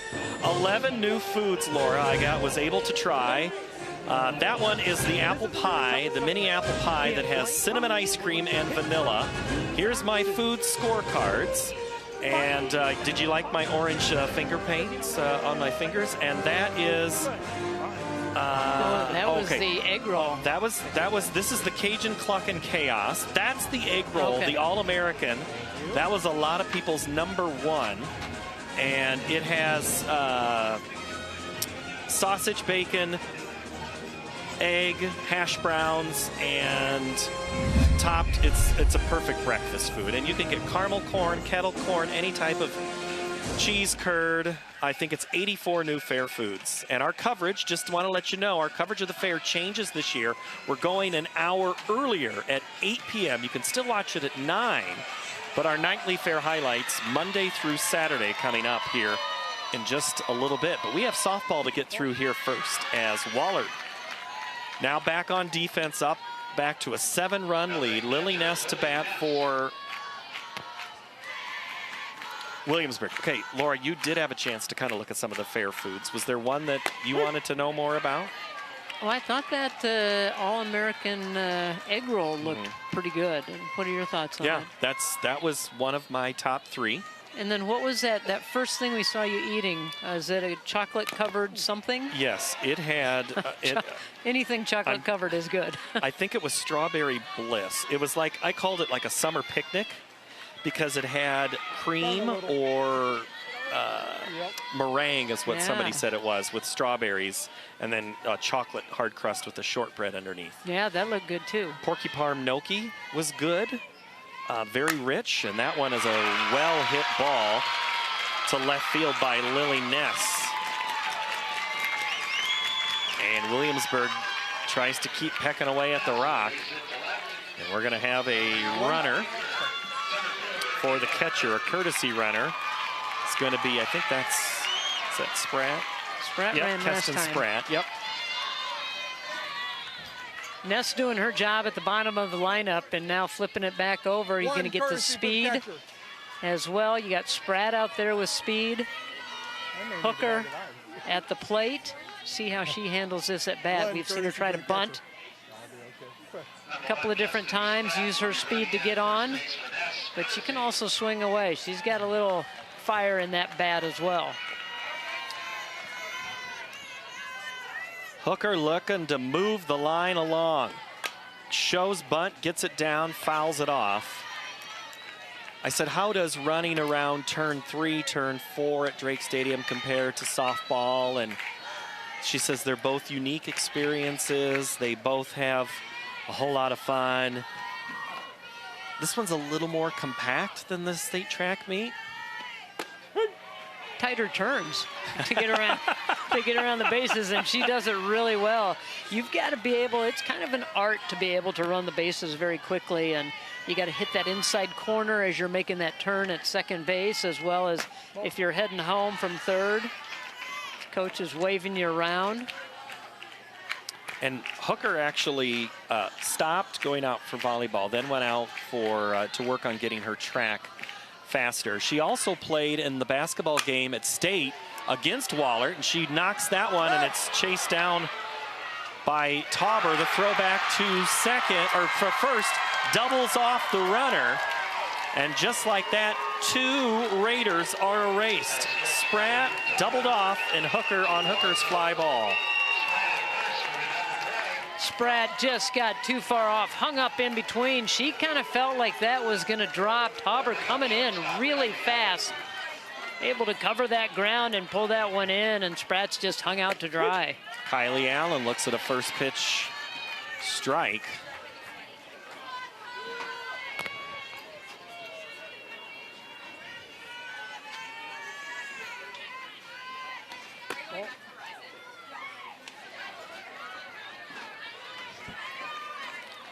Just when you think you have a rally going, the defense comes through. Maybe a little mental mistake on base running. You get doubled off. The 1-1 is low. But let's also throw in the fact that Ruth Tauber in center field plays an incredibly great defensive glove there, and arm, and ball set, everything. She does everything right out there in center.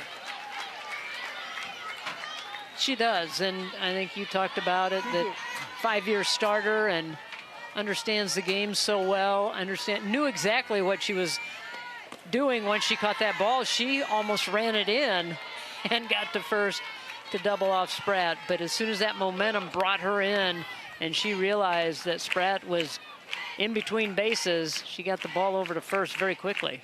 The 3-2. Allen rips it foul down the line towards the thing covered in gray plastic, something underneath it. No, we're not going to say the T word. They had to deal with a little bit of rain last night here in the end of that 4A game. They were able to get through it, though. Yep, they made it. The 3-2 is low, and Allen is aboard with the 2-out walk. One thing that Carly Goodwin said a couple of times in our games this week is, as a pitcher, she said that you always hear about the leadoff walk. She says the 2-out walks are just as frustrating and actually can cause problems too, because you think you're through the inning and then you give up that walk. Let's see if that impacts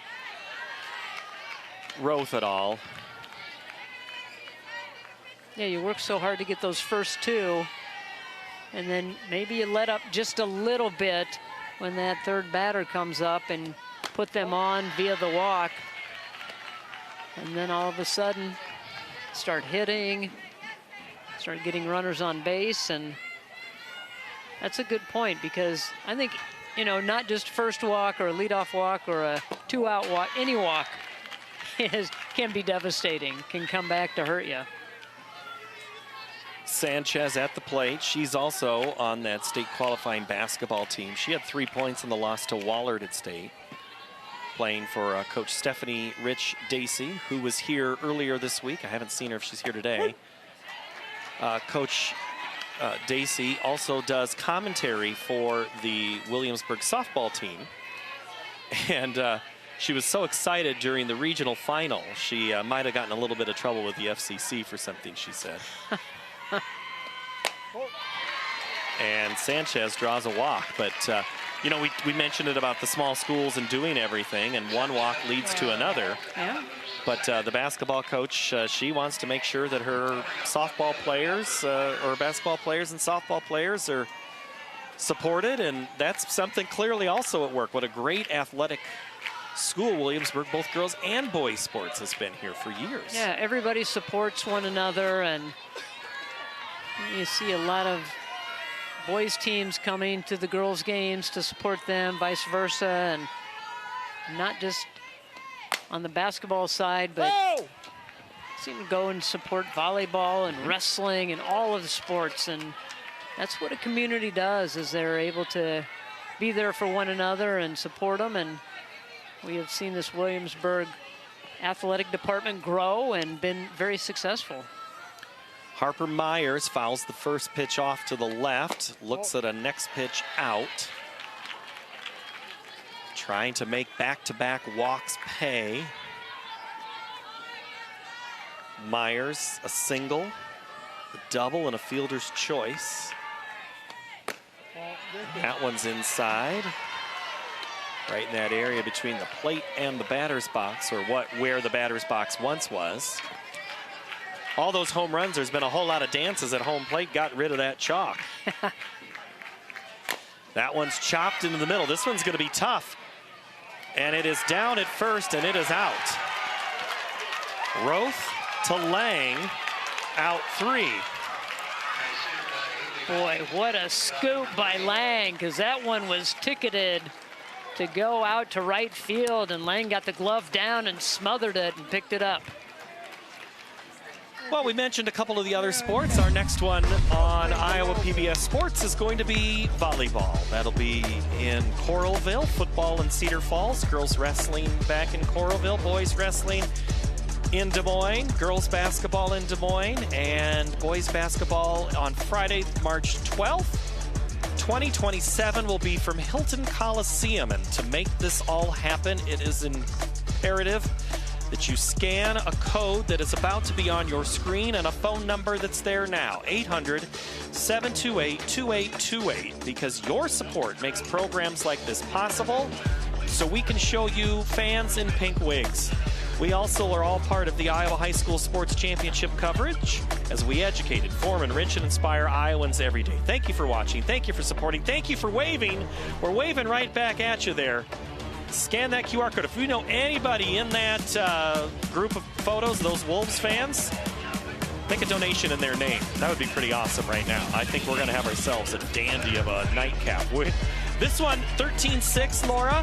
This one has still offered a lot, just not as much tension, but there's just this overriding anticipation here as we go to the 7th for Wahlert. There is, and they would like to add a couple more runs and see if they can get a little extra cushion. Well hit to start, but going out to make the grab on Brocious. Right fielder on right fielder there. Maddie Gorsh makes the grab of Claire Brocious. McClimb into bat. There were 21 runs scored in this game. In the 3A title game, Williamsburg and Assumption in 2024. Today, we're at 19. So 3A knows how to score runs. Boy, they sure do. And we have had some high-scoring affairs in 3A. A lot of big bats in that class. The 0-1 changeup is hit to left center, but Ava Hooker tracks it down for the second out. McClyman put a charge into that one, but the speed of Hooker out there in center field gets to it easily. And we're going to have another couple of changes. It's Coach Birdie. Now, okay, while we talk about the pitching change, let's look at, I think, is that our dance captain and assistant dance captain there on the cheer squad for Williamsburg? I think that's one thing that Hooker talked about is they have their dance parties and their cheer practice. And we saw that in our starting lineups about how each one of the reserves seem to have a different move. Yes. And, you know, they take it seriously, all facets of the game. Yeah, they, on off days or maybe rain days where they're not practicing, they split into seniors, and they really only have one senior on this team. But they have captains, they choose teams, they make cheers for everybody. They practice those cheers. And I think they practiced their introductions here today as well. And 11 is coming in to pitch from left field. So all right. Myers is going to come in and pitch. Myers will move in from left. So the third pitcher. 11 is pitching, and 1 is in for 18 and going to left field. 1 is in for 18. So Keston Spratt is in for Skaggs.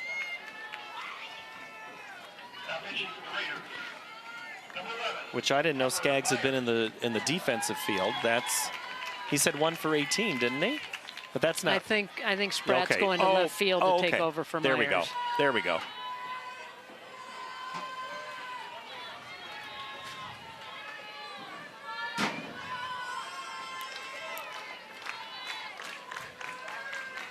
All this to face Julia Roth. How about this? 8th grader. Hey, come on in. Let's pitch you in the state tournament. And the first batter you get to face the career home run leader in the state of Iowa. 2 home runs already for Julia Roth.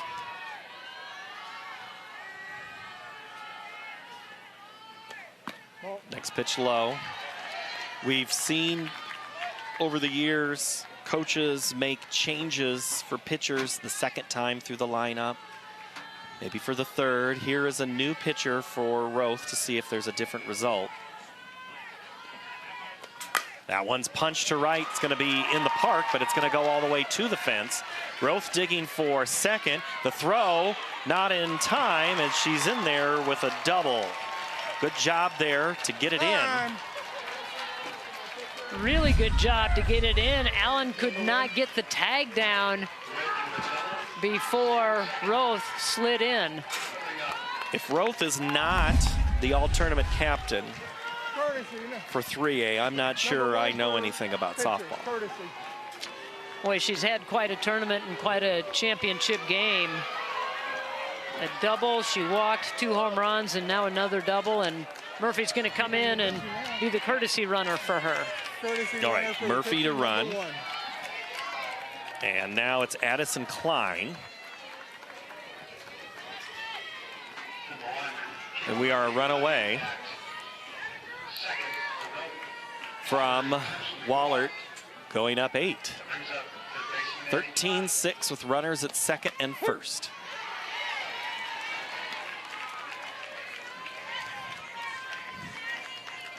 Klein, a walk, a single, fly out, a fly out. Her 5th at bat comes here in the 7th. The only innings she didn't bat were the 4th and 5th. That pitch is in there for a strike.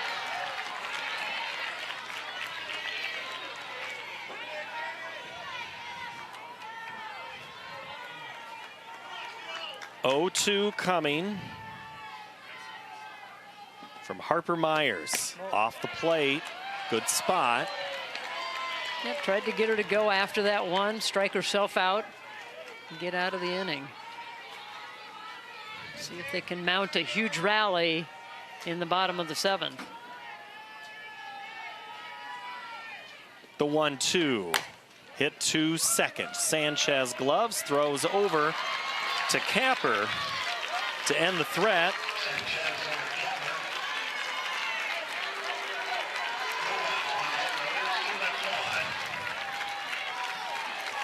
No speech needed for Williamsburg. They know the task that's at hand as they head into their dugout. The Wahlert fans stand to cheer.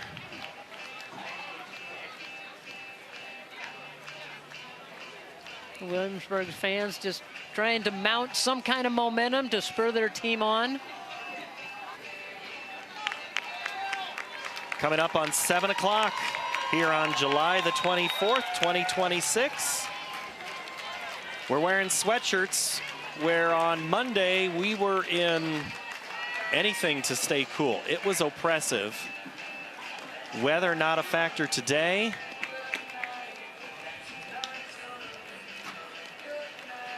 You know, they play a lot of spring softball, fall softball. That's what it kind of feels like a little bit. It does. Feels like the end of May, one of those early games, start of the high school season.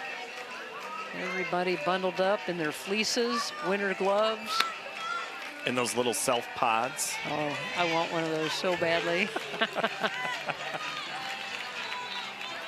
Well, sweatshirts are what we're wearing now. Chris is roughing it with just a t-shirt. I know, he's brave. He's tougher than one brave man. Yeah. Metz, Capper, and Gorsch scheduled to appear for the Raiders. First pitch up the middle, little nubber, gloved and over. Ruba to Lang. Ruba did a great job of charging that one. It had some funny spin on it, but able to get to it very quickly to get the first out. And it'll be McKenna Capper. Had a hit her last at bat. First pitch is hit. Gloved. Klein to Lang. 2 pitches, 2 outs. And out away from a state championship for Dubuque Wahlert. It's down to Maddie Gorsch.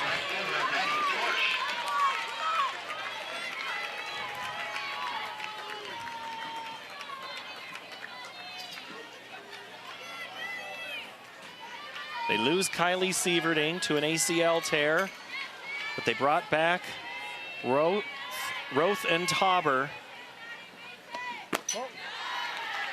And they're an out away from a state championship here in 3A. When Coach Lang took the job, he said he knew he had talent coming in. A lot of 5-year starters on this team. Hit in the air towards right. Playable, catchable, and that is a state championship, Class 3A.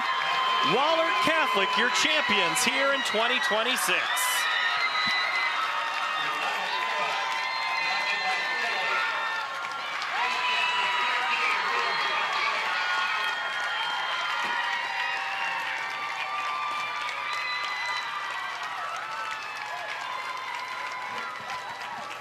They were finally able to make that next step and get over the hump. Won the rematch. These two fought for the title a year ago, and they were able to win this year's championship and keep Williamsburg from making history and winning 4 in a row.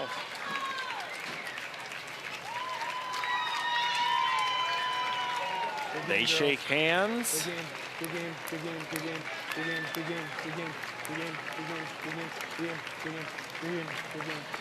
8 schools had won 3 in a row. And it's going to stay at 8 for right now. Wahlert would like to start their own streak. They get number 1 here. As you see Coach Lang and Coach Birdie exchange handshakes and well wishes. A lot of respect between those two. Absolutely. They've played each other a lot here at the state tournament recently. The fans are standing, getting their video, getting their pictures, and Wahlert's getting their pink shirts.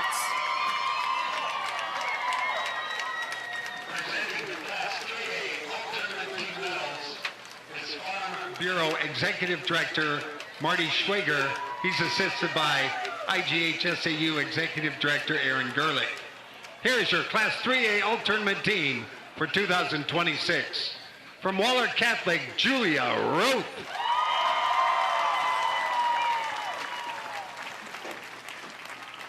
From Williamsburg, Taylor Sanchez.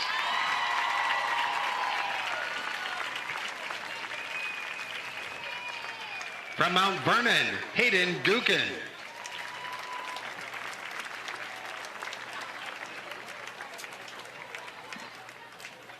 From Mount Vernon, Kinley Nissen.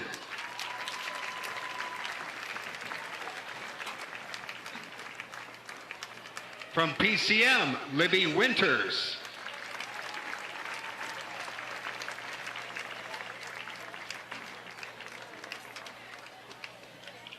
From Van Meter, Aniston Netton.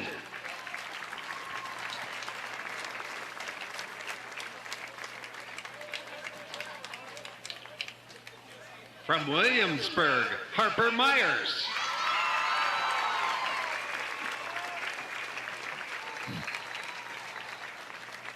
From Williamsburg, Jersey Mets.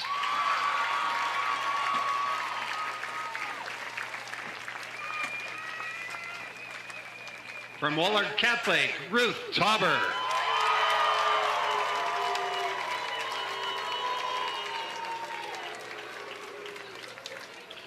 From Williamsburg, Ava Hooker.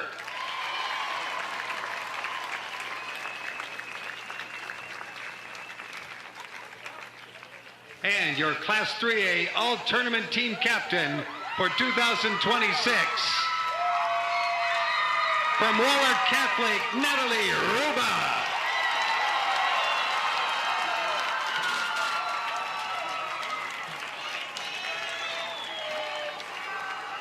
Okay, fine. If you hit 2 home runs in the state championship game, you can be captain of the team. Won a grand slam. Why not? Why not?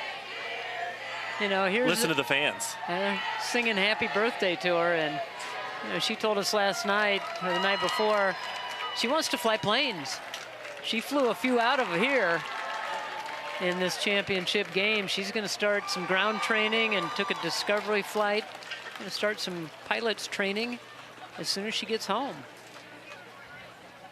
That was a look at Roth there, and on the right side is your captain.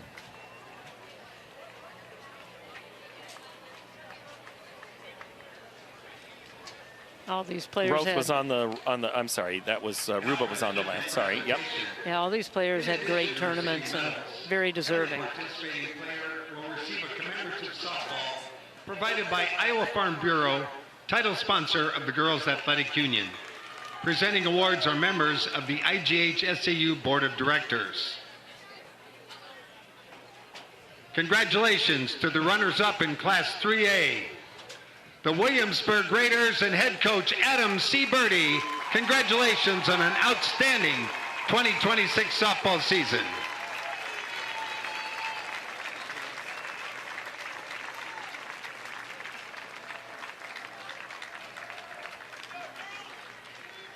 And presenting your Class 3A 2026 state softball champions, the Golden Eagles of Wahlert Catholic and head coach Tyler Lang.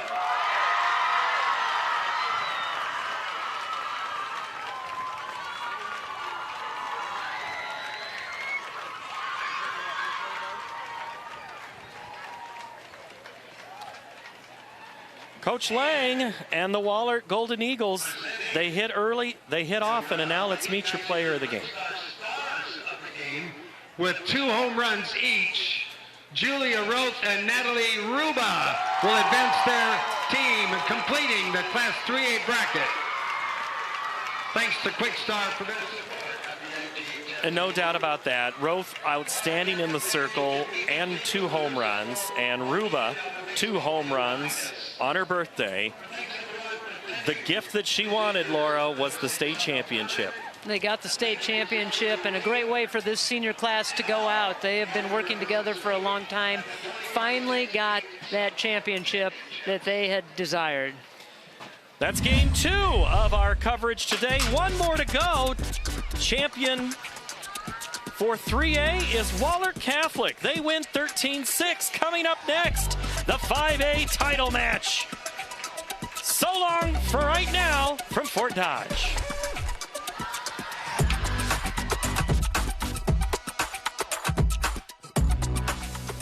Funding provided by Pella Windows and Doors help bring your home to life.